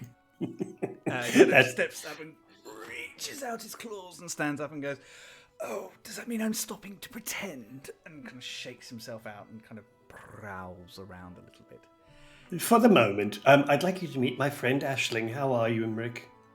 He nods and winks and goes, "Oh, you know, coming into these Central Islands, people never have fun stories or lies." Oh, my dear, do we have stories for you? Oh, well. Yeah, we got some good ones. Yeah, well, you must come back and tell me when you're not... The boss hasn't called you in, as it were. I know, have I done something wrong again? I don't even work here anymore. No, I think you have a unique problem, but I won't ruin the surprise. After all, that is always the best part of a story. Oh, if there's ever someone who's going to surprise me, it's Juli. Well, good luck, and it is lovely to see you. And you, now, go back to terrifying some children.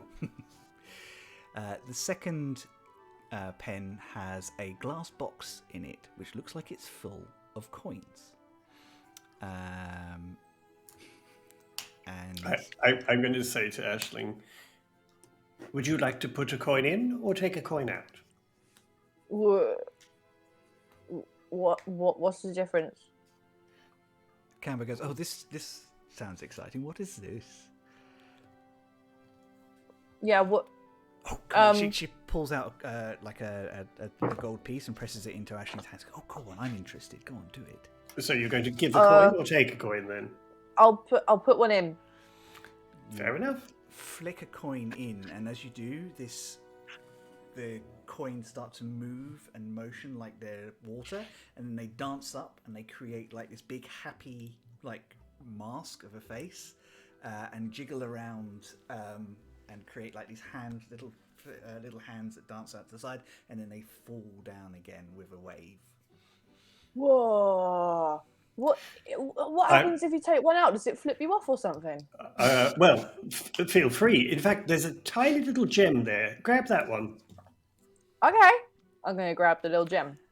You reach in and grab the gem, and as your hand is about just over the edge, a whip of the gold comes out, pushes your hand open, snatches it down, and you watch as it buries it down deep in the glass.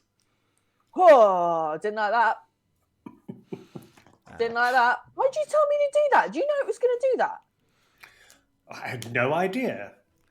Ugh! I smack him on the arm, carry on walking. That's amazing. A horde golem. Because says Campo, who's kind of looking at the plaque that Rock has been standing in front of. Never heard of one of those. That's interesting. Well, they've been with the Menagerie for a long time. Well, I didn't make it into the Menagerie before. So you cast another pen which has basilisks in it. So these large lizard-like creatures with 8 legs each, kind of walking around. And they have blinkers on, and it says, under no circumstances remove the blinkers on these creatures.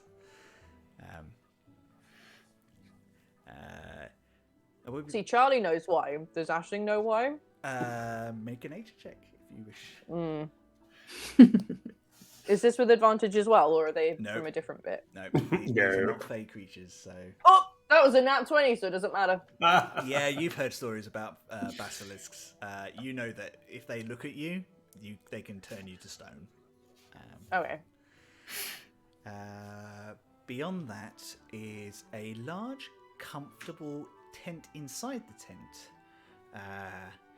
on which the sign says, Domain of Yada the Drider. Enter at your own risk.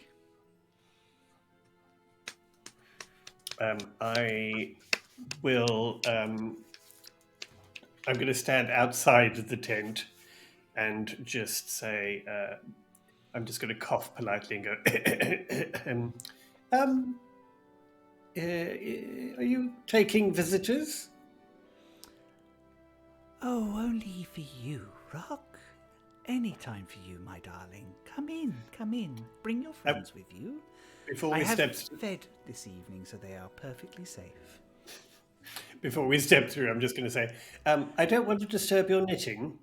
I'm not knitting, I'm performing right now. Are there any children to scare? It's so much delight when they squeal. Fair enough. And I'm just going to step back and gesture to Cambor and say, please, ladies first. And she steps in, and you kind of hear her go, oh, you're magnificent. Oh, thank you. So are you. You must be Rock's sister. You can see the resemblance. Ashley? Okay. Cool. I go forwards. So, anyone with arachnophobia should step away for a couple of minutes and come back. That's my open warning for you. You step inside the tent, and it is dimly lit with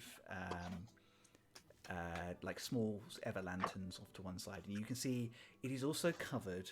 It's large inside, and it's covered with webs everywhere. And in the middle of it is a huge arachnid form.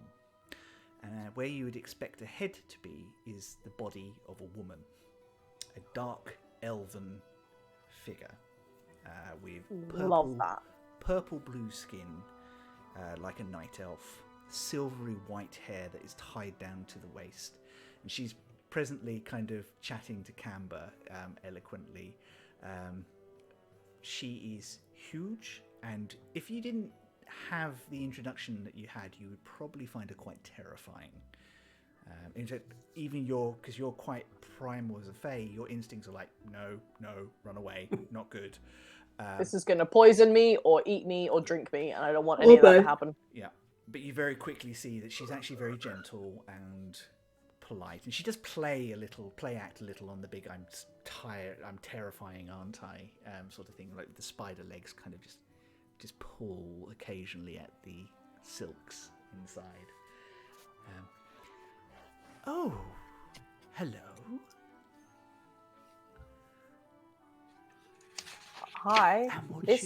I love it's beautiful, and this is, did you make all of the webs? I did, yes, of course. One has to be able to move around freely, even in a small space like this. You are...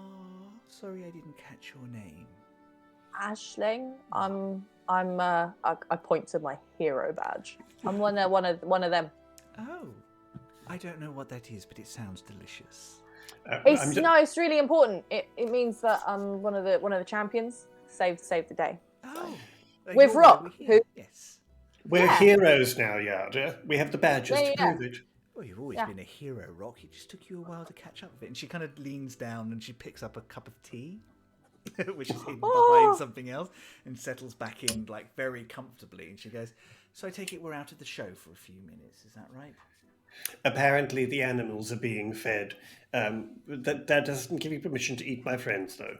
She goes, "I actually haven't eaten a person ever, actually, despite the rumours we spread." Well, don't ruin this thing now. Now people won't take you seriously. It's your sister and one of your close friends. I'm not going to lie to them, am I, darling? How have you been? Come and give me a hug. I'm going to go up and sort of awkwardly hug her, as one can with someone with a giant spider body and 8 legs. You notice that she very gently pushes her legs away so it doesn't feel creepy, but just uses her human arms to hug him back. Well, I am fine. It's been quite an eventful time since leaving here. But yes, I'm doing very well. And it's very nice to see that you're still here and still well. I hope that they are treating you well.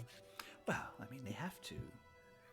I'm one of the stars of the show, after all. That is a fair point, yes. Oh, speaking of people who think they're the stars of the show, I have to go and see Julie. I've been summoned. Ah, that would explain it. You are here for our new guest. Well, I hope you can shed some light where we have been able to not. Well, apparently everybody knows what's going on except me, so I don't think I know what's You're anything. not with the carnival anymore, darling. We know we do spread our words as quick as we can, but if you're not with us, we can't tell you things. Well, I know I've been busy, remember? We're heroes now. And go and be a hero then, darling. And she kind of just reaches out and she just reaches out a hand. I will take her hand. Yes, I have missed you though. Go on. We'll see you on the way out. Bye. Bye. The last cage. There's a couple of other small things, but it's nothing particularly unusual. At the last cage, last part of the tent opens into a huge amphitheater area with a stone, like false stone and like light stone walls built up around it, and a throne. It is currently empty, but there is a plaque on the entrance that says Nagtia, the Sphinx. Be cautious of your questions, for everything has a price. It is presently empty, or at least you initially think it is empty, until a small deer-like figure runs around the corner,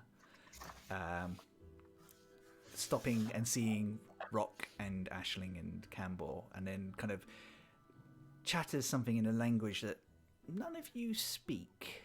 And then 2 others, similar but different, disappear. They all look like humanoid deer, and at first glance you would think that they were small satyr, but they're not. They're much more bestial in feature, standing around about 4.5, 5 foot feet tall. One of them has the features and the signs of a very like a woodland deer with huge antlers. The second looks much more goat-like with ram horns, and the third live taller with huge curly horns that stand out like an antelope. Who were they? I am just going to yell, have they not fed you to Yada yet? The 2 of them kind of chatter, and the one with the deer's horn goes, "Young man, if you ever grew some manners, I would not be surprised." Well, come and say hello, and I'll put my arms out. And they do come in.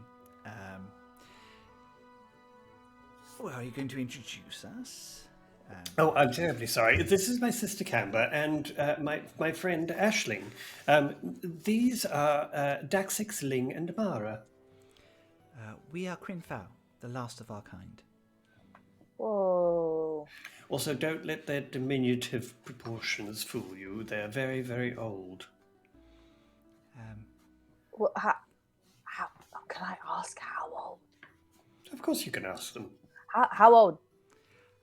Well, I am pushing my 8th century. My 2 young associates are much younger, only 3 and 2 equivalent. I mean, I know with really cool looking.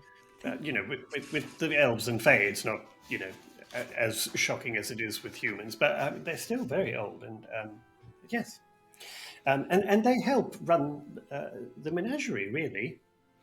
Well, the menagerie was our home when our home was destroyed, so we do what we can. I'm sorry you're the last. That's rough.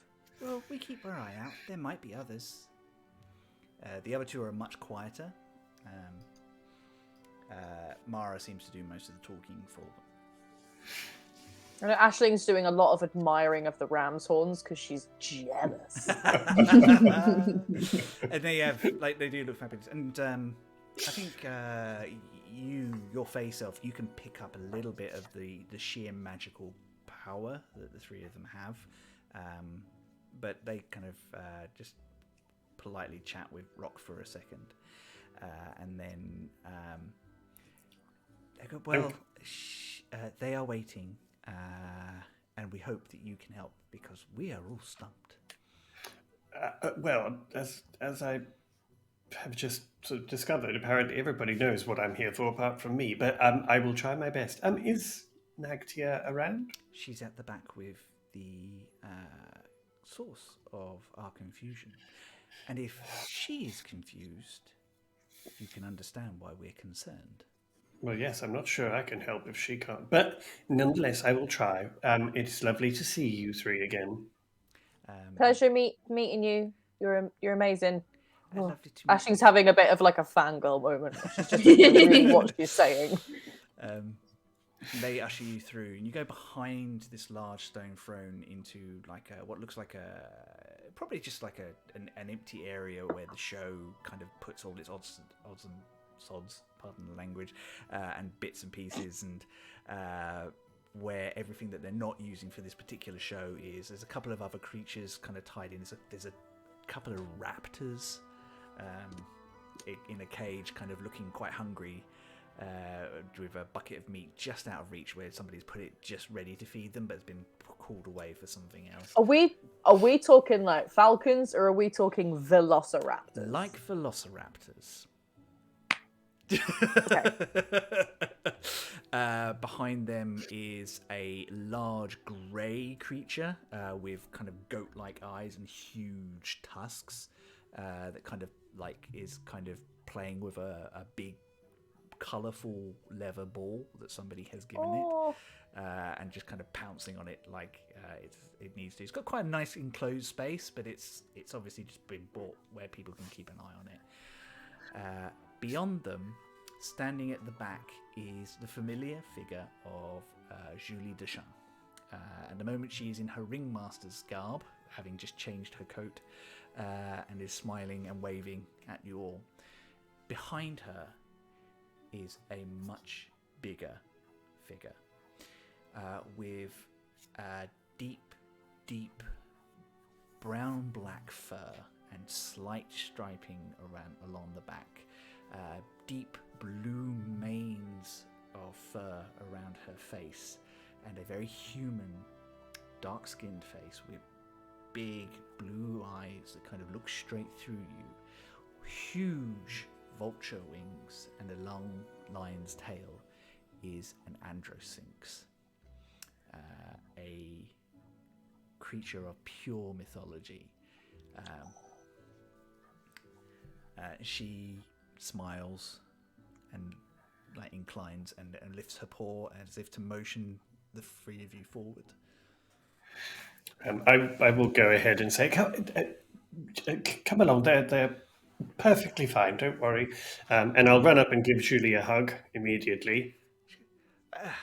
Yes, my darling, thank you for coming at short notice. I just wanted to pick your way and pick your brains if you had seen anything about something that we picked up.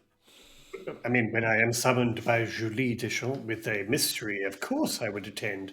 And I will turn to Nagtia and just bow and say, it's lovely to see you too. She kind of bows her head. She goes, you carry much more fate upon you than you did, Iskarok. Oh, no, it's definitely not that. I'm just very, very tired. Oh, And she kind of looks to Ashley and she goes, "Welcome, Wild One. oh, I like that. You and your kind hi. are always welcome in a menagerie." Oh, thanks. And she turns to Cambor and she goes, "Ah." And she bows. "Yes, I see the shape of things now. Welcome, Cambor, sister of Iskarok. Family is always welcome here, too." And Cambor smiles and follows Rock's example and bows. And just a little bit of a curtsy as court demands. She goes, "It is a rare and beautiful honour to meet Androsinx. The pleasure is all mine." I'm just going to whisper to Cambor and just go, "Your ambassador is showing." It's always polite to keep something that can eat you if it doesn't like you on your side, Rock. You don't have to tell me I worked here long enough. Now, Julie, how can we help? She looks to Nagdir, and Nagdir kind of nods. "It is better we show you. Please come this way. Aisling, if you'd like to join us as well." Is that okay? "It's fine. This is Okay. probably going to get back to you and Eugene quicker anyway." And she steps behind Nagdir. There's a curtain. She pulls it back, and there's a slightly darker area off to one side. She raises the light of one lantern, and you can see not a cage, but like an enclosure with like a room more than anything behind like a safe, it's like a metal bars, but obviously to keep something in rather than to sort of imprison it, sort of thing. So almost like safety from both sides. On the cot in there, which is reasonably sized, is a humanoid figure.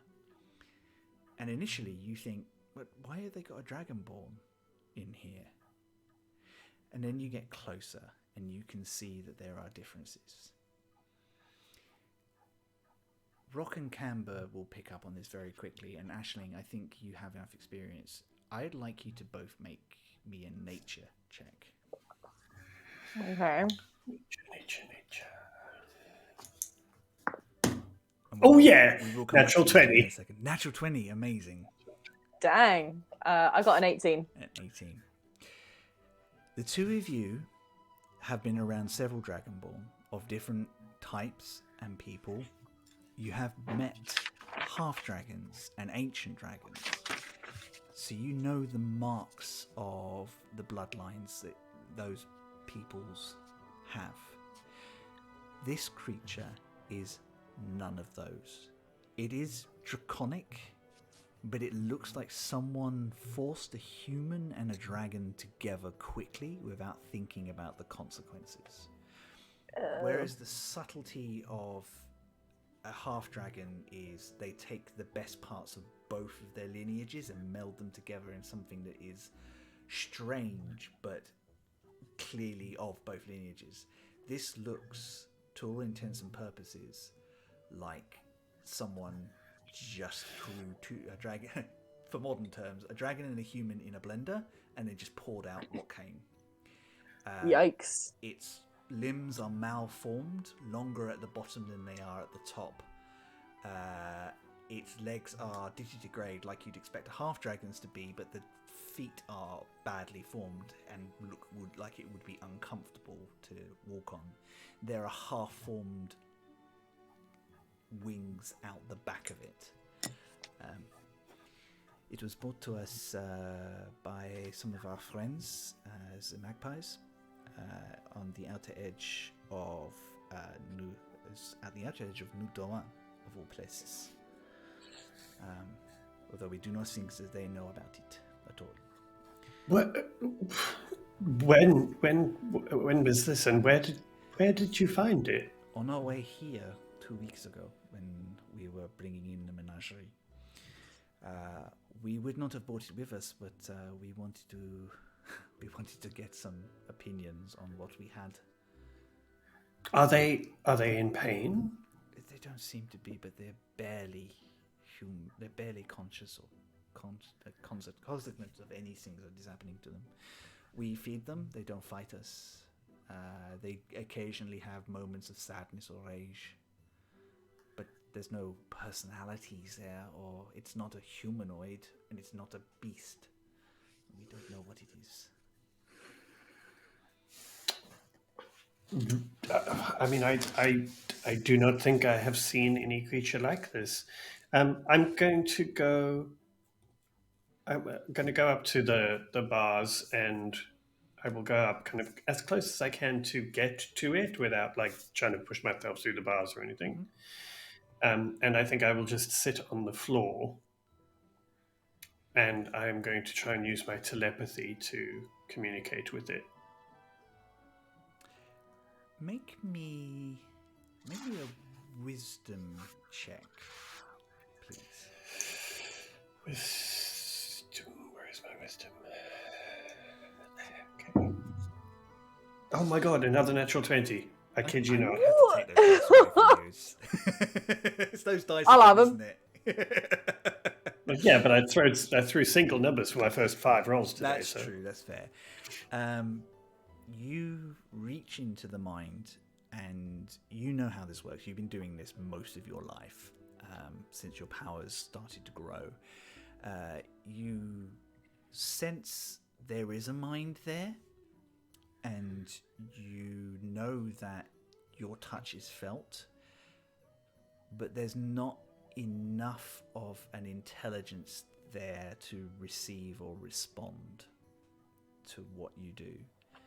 It's like, I mean, you've probably experimented in your life with like pets and other beasts and things like that, and there's a you know that your words are always received, even if they don't act upon them and don't care or even understand. But this feels different. There's something there, but it's not right. Okay, I will just say into its mind,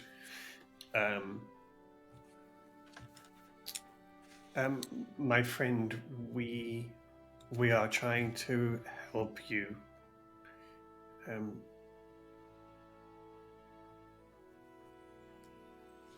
Yeah, show us how we can help if you can. And I'll just leave that thought there so that if there is anything that receives it, they're aware that we're trying to help. It twitches, and it seems to try to grab its ear where its ears would be if it were a human for a second, and pull its head in like tighter for a second, and then it just kind of relaxes again. Does it look very old, or does it look young? It's hard to say. Like, I mean, obviously, you know that Dragonborn can live to be good 2-3 centuries old. Yeah. Dragons and half dragons live much longer. But does it look like it's, are there any scars or marks that show that it's lived or been in battles or anything like that? It has not. Anything along those lines. It doesn't look like it's been mistreated, although it is clearly responding on a primal level in pure fear. It's kind of hard to say from where you are. It's almost reacting purely on instinct.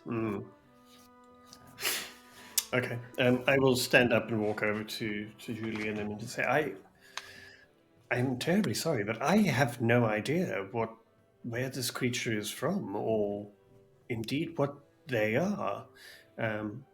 They don't seem to respond to communicate with me, but that doesn't mean they're not hearing me. I'm afraid I don't really know how I can help. We just thought that maybe with your expertise and backgrounds that maybe you or Cambor might know more than you do. But it was a long shot. I am very grateful for you taking time out for this. I'm just going to turn to Cambor and just say, any ideas? She's got her brow is quite furrowed at the moment, and she's kind of like plucking at her chin scales, a habit that you've seen her do countless times growing up. She's never outgrown it. No, but I felt your mind touch something. It's not a beast and it's not man. Pardon me, I hate that expression. Person. No, I know, but you were always better with stories than I was, Rok. But there was something I remember reading in histories once, and it's an odd one.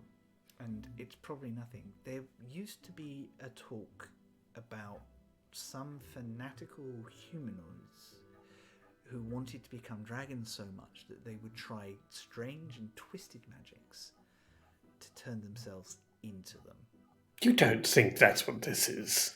I mean, who would be... I can't think of anyone who'd be foolish enough to do so, and certainly not in New Doan's jurisdiction. I mean, they kill people for trespassing.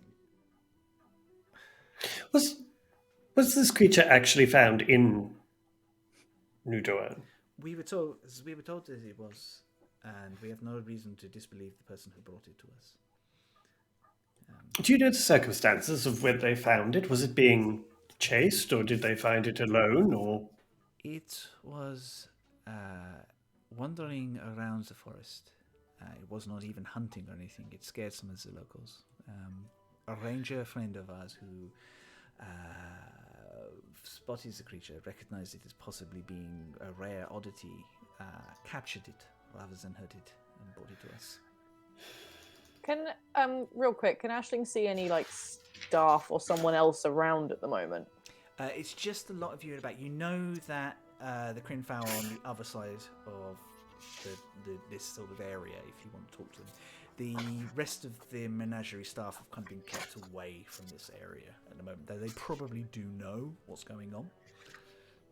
And who was on the other side, did you say? The Crinfowl, Daxik, Ling, and Mara. Okay. So okay, so I think Aisling's going to take herself away from the conversation a little bit, because I know she probably gets a bit freaked out by the whole splicing thing, being who she is.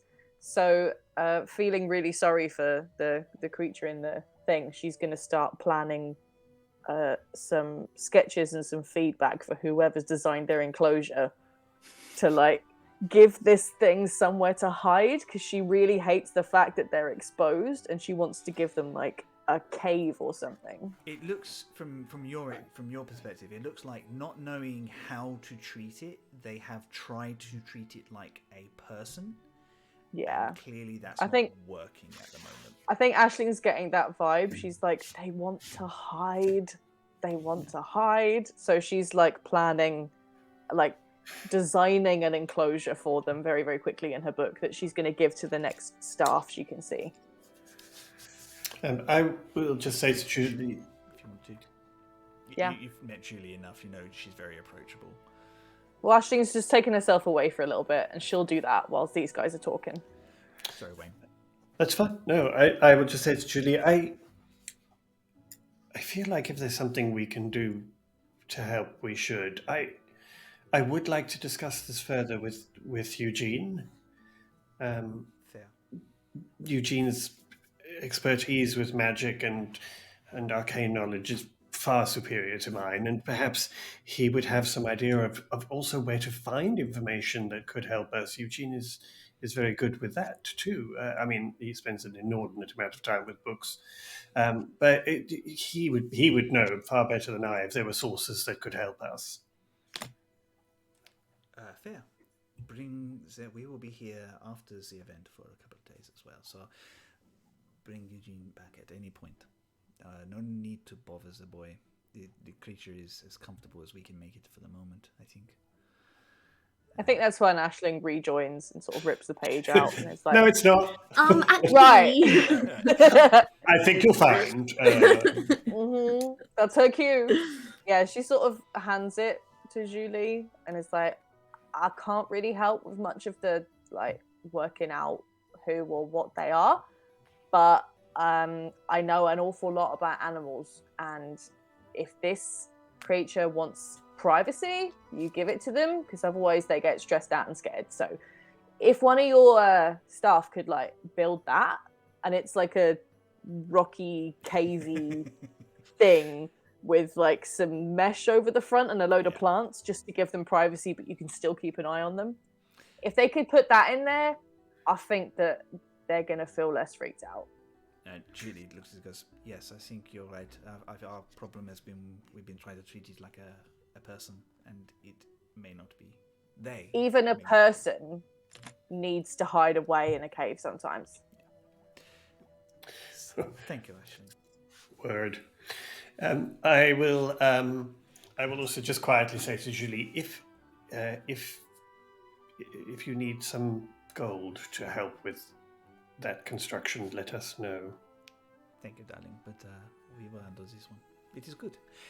If you do find anything, though, and she kind of glances at Cambor and Ashling, you can ask the magpies to send me messages if you need to.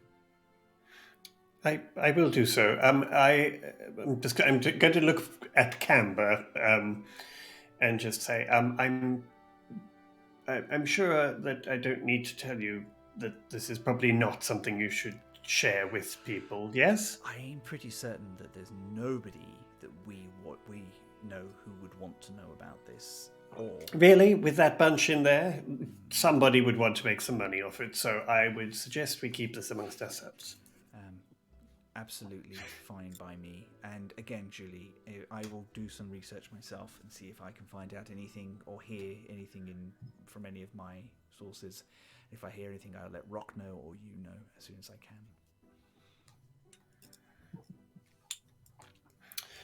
Right. Well, I'm sorry to have interrupted your evening with this.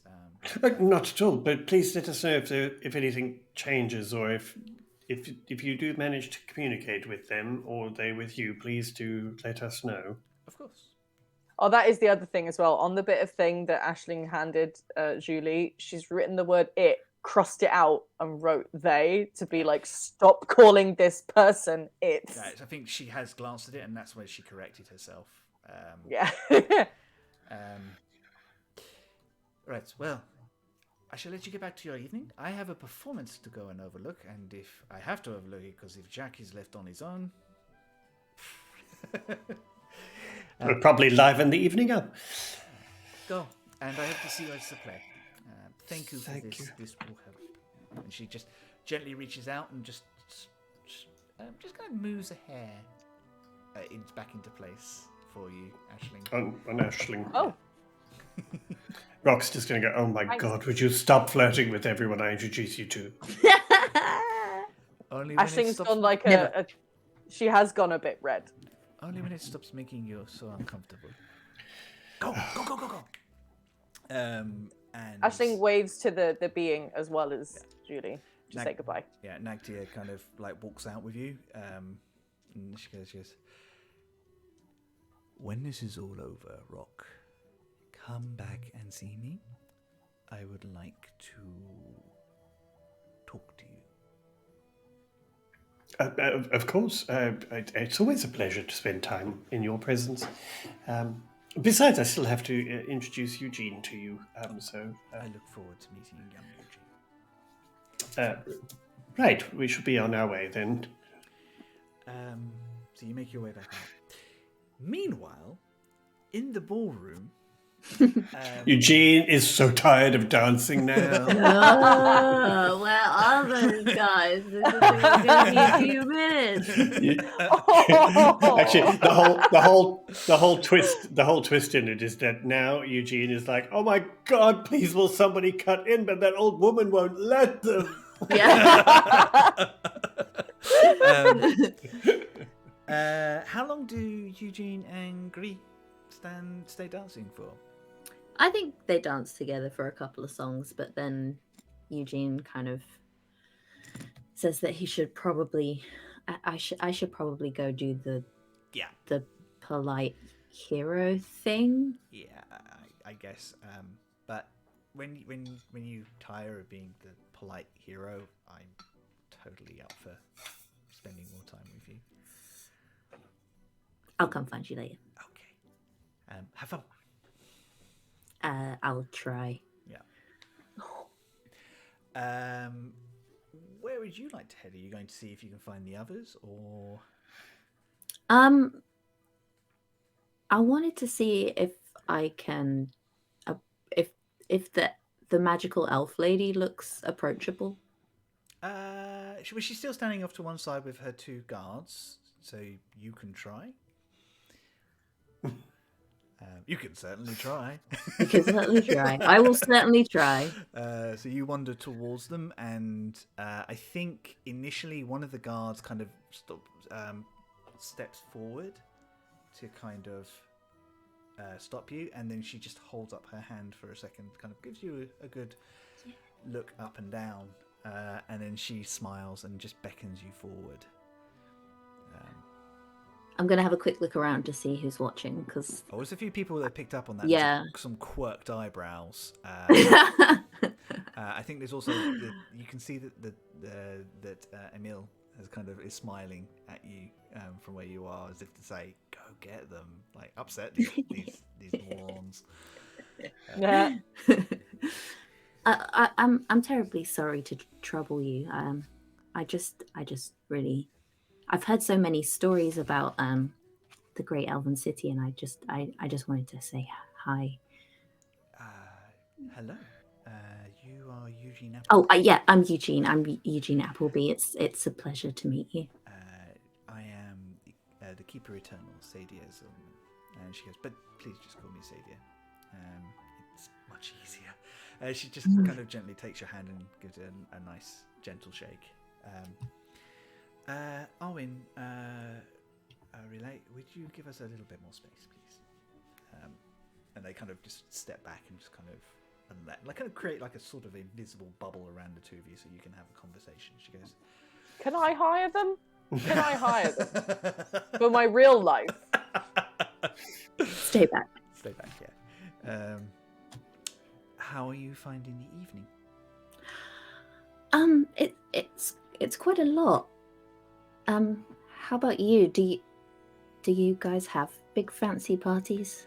Yes, although I will be honest with you, I am not the first person who normally attends them.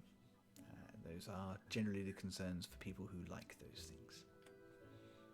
You don't like parties? I see their worth, but I have... my duties usually keep me busy. Yeah, that makes sense. You, pardon my observation, you have the blood in you. Yes, my mother, yeah, she's a moon elf. Ah, what was her name? Valindra. Oh. Wait. You know my mum? Of course I know your mum. Your mother is a spell dancer. There are very few of those left in the world. She's never mentioned. I mean, well, she has, but like in a sort of third party sort of way. I need to know more. Tell me. About spell dancers or about what I know about Yeah. your mother? Well, both, all of things. I'm sorry. You probably have other things to do. To be honest, Eugene, I would welcome a small break from having to turn away people that I'm actually not interested in talking to. And you have been the most interesting person this evening. So what I know of Valindra, I don't know her terribly well. Our circles passed a couple of times. She was one of the spell dancers associated with Nudoan for a while. But she left for her own reasons. Spell dancers are not held by the laws of the city to serve in the same way that some of us are. Wandering is well known amongst them. It was thought that she had disappeared or perished, but to hear that she is your mother means that she has found another path for herself, and I'm quite glad of that. Yeah, she's definitely not perished. She's doing fine. Well, you must send her my regards. And don't worry, the city are not going to try and drag her back or anything like that. Her path is her own. I think my dad would have a few things to say about that. I'm sure. Your father is human, yes? Yes, you've probably heard of him, to be honest. His name's Alfred. Alfred Appleby. Alfred of the Bright Blades. Yeah, that's the one. That makes sense. Oh, that would put the two of them in the same space at the same time, from what I understand. Maybe that's how they met. Oh, well, I've learned something this evening. Me too. As to spell dancers, you did ask about those. They are magical protectors who, to the surface, would look like a wizard, but instead turn magic into song, and then songs to strengthen their blades. It's possible. I mean, you are quite clearly talented in magic. I can sense the arcane potential on you.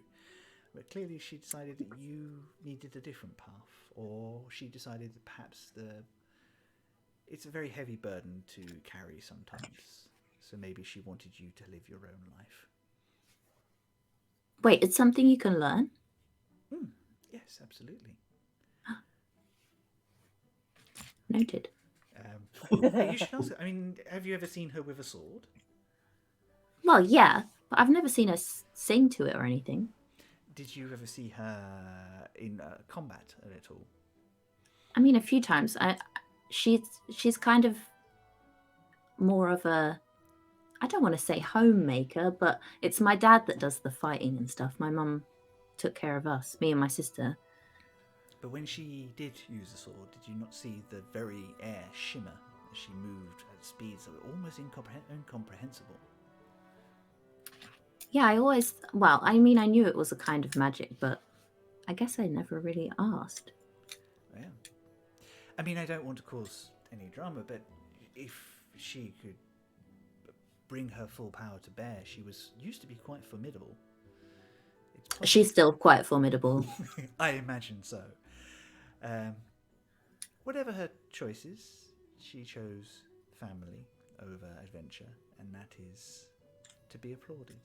And she has clearly raised a very capable and intelligent young man. So, forgive me if this is forward, but what are you guys doing here? Honestly, although the Golden City itself was unaffected, several of our islands were put under duress for a moment. When we put together that was not a coincidence, we figured it was something to do with what happened to you. I am currently listening in several different places to find out what I can about that and bring it back to the city so that we can make a decision as to how much we will help and what help we can provide. Do you know who's responsible for the Sky Shield? You've been here for many, many, many, many years. There was once an organization of magi from different cultures and people who maintained and built the shield. With the expansion of the empire, many of them vanished. My understanding is that there are a couple still secluded away somewhere, but no one's heard from them for a while. There might be someone in New Doan who has names or was part of the secret organization. I would happily look into it for an old friend's son. Thank you. I would really appreciate it. You're okay receiving sending spells? Amazing. Then that is the way I will communicate. When I return, I will ask around and see what I can find. Thank you. My pleasure. It's at this point that you notice a small furry form standing quite near Riskarif, who is engaged in a conversation with both Gris and a burly-looking armed man in familiar gold armor and a whopping great moustache. It's Rok. That was literally what I But behind them, on the drapes, making a come here motion, is your rat.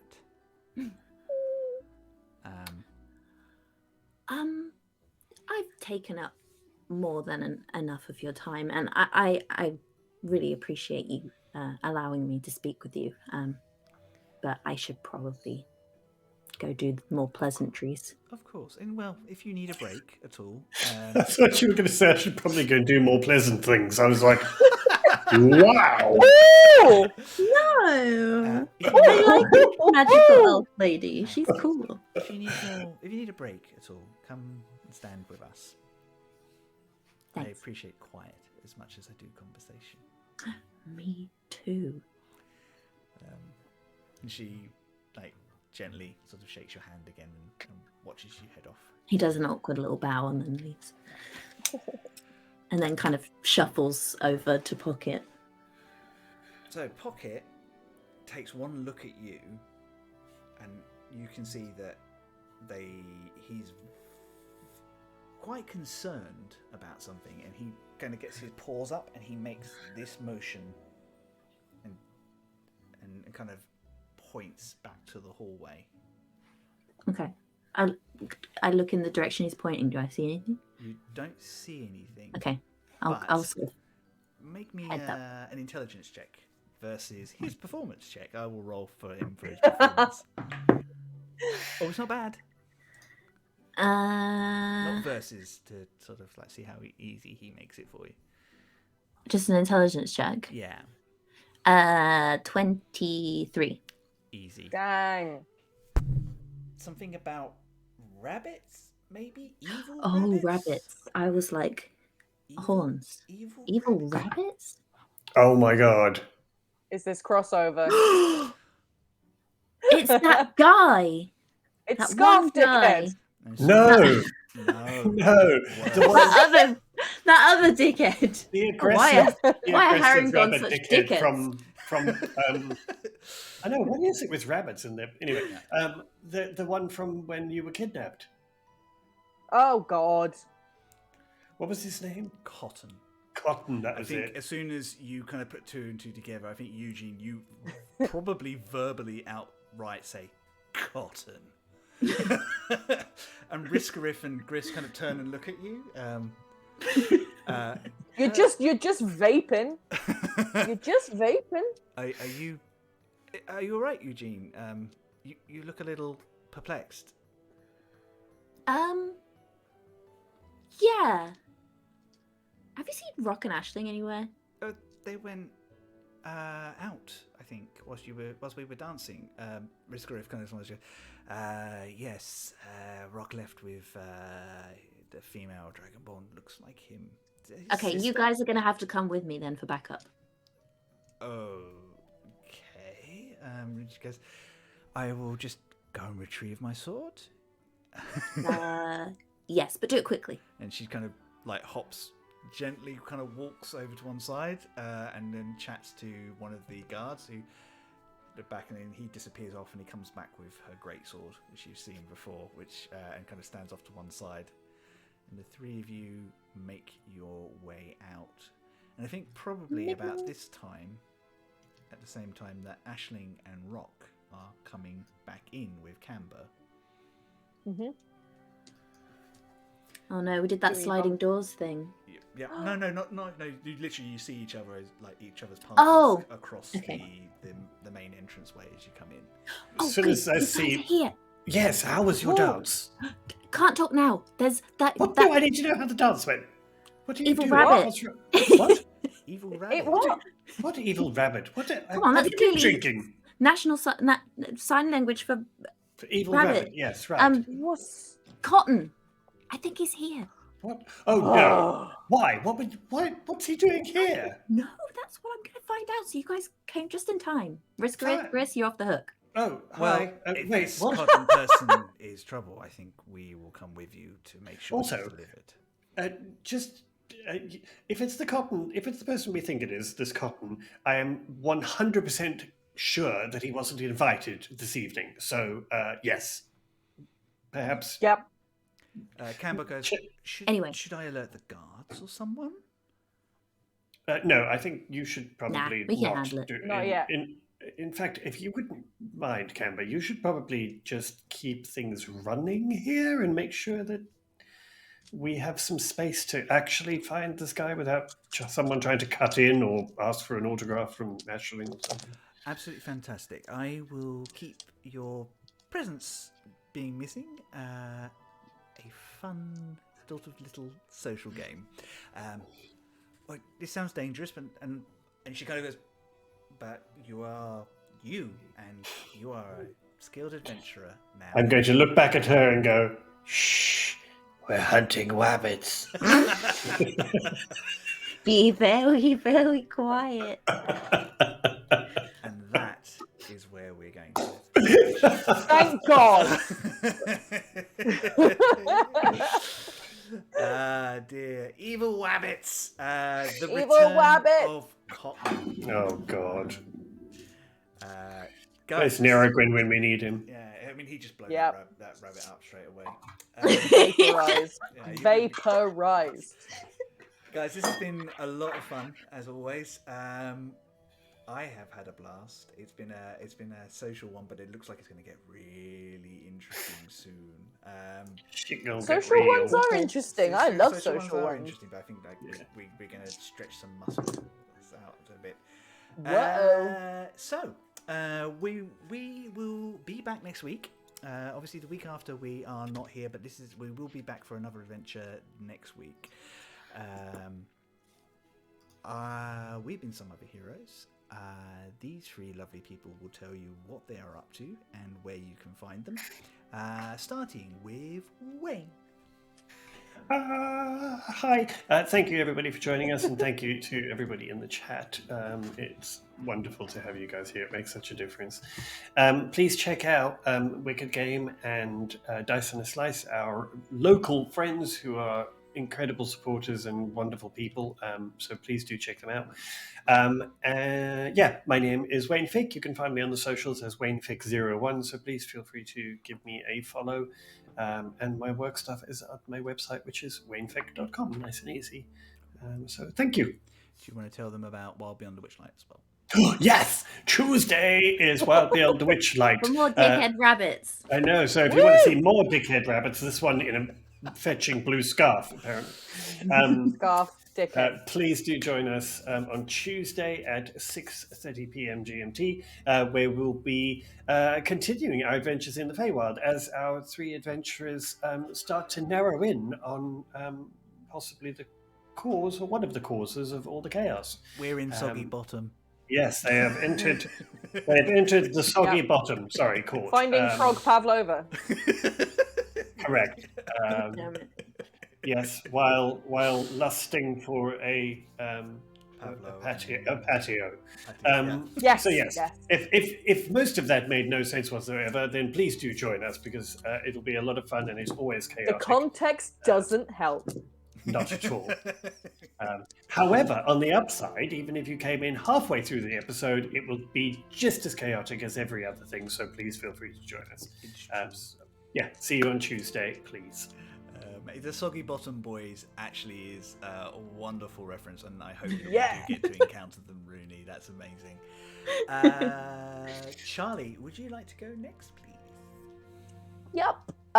Thank you everyone for coming. Thank you, Chris, for being a magical DM. It's always so much fun. Thank you, Mum, for watching and texting me whilst we were playing. I love you loads. Hi, Charlie's Charlie's mum. Hi, Charlie's mum. As is tradition. You can find my stuff at charlievince.com. I think is my link, but It is, on yeah. me. Yeah, It is. That one. I can even move it so it's floating on you, but I don't think they'll be able to. Oh yeah! If you could just mocap it to my hands, Oh, that would hold be your great. hands for a second. There we go. Behold, behold! Now I move have it back. summoned. Ah.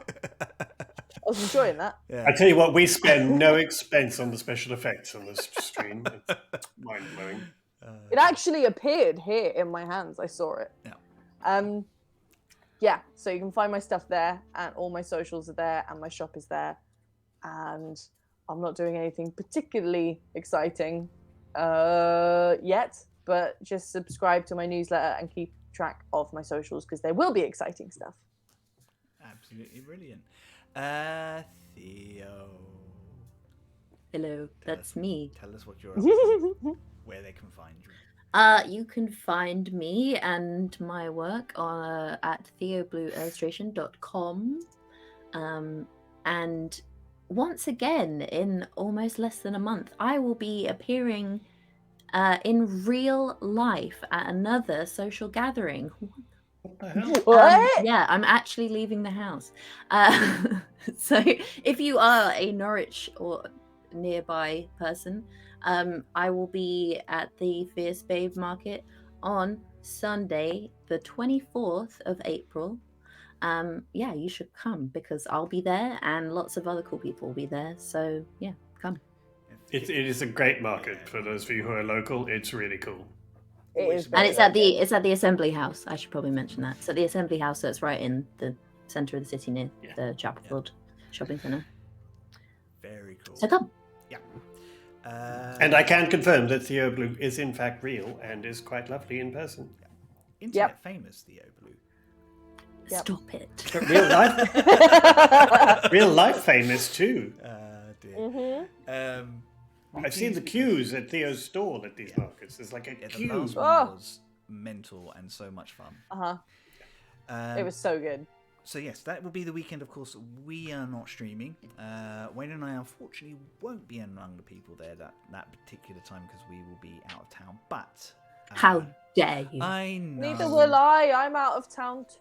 Oh no. So, I know. which is so you can't get snakes all together. Okay, well then people watching definitely have to come see me. Yeah, we do. Yeah. You have to come and make up for the fact that we can't make it. Yeah. So we will be back next week. We'll be off the week after, and in May, as I mentioned at the top of it, we have a mini campaign, a 4-part science fiction, science fantasy, like space opera, Space venture. And keep your eye on the social over the next couple of weeks as we will start telling you not only who is going to be joining us, what they'll be up to, and just give you some information about the wonderful world that we're creating together at the moment. Cool. As we mentioned, do check out Wicked Game and Dice and a Slice. Nikki and Michelle, do you guys know what you're doing on Wednesday at the moment? I know things are all a bit up in the air, but are you still going ahead with your stream?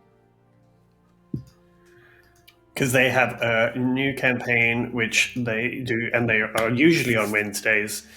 So They are planning on streaming on Wednesday. Things are all a little up in the air just because of real life stuff has happened, unfortunately, and there's nothing we can do about that.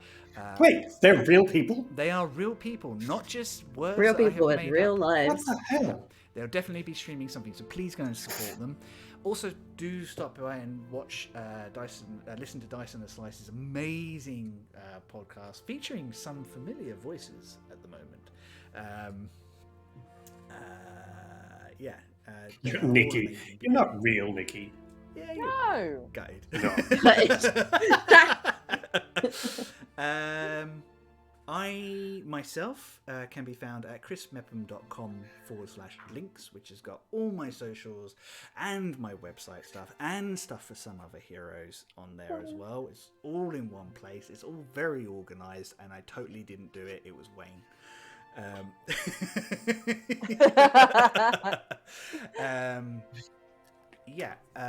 Other than that, I should be opening my commissions again later this month. I'm a little busy at the moment, but I will be opening up again. So if you do want some art, please let me know.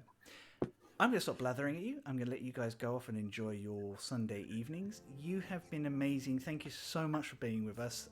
This has been a lot of fun as always. We love you.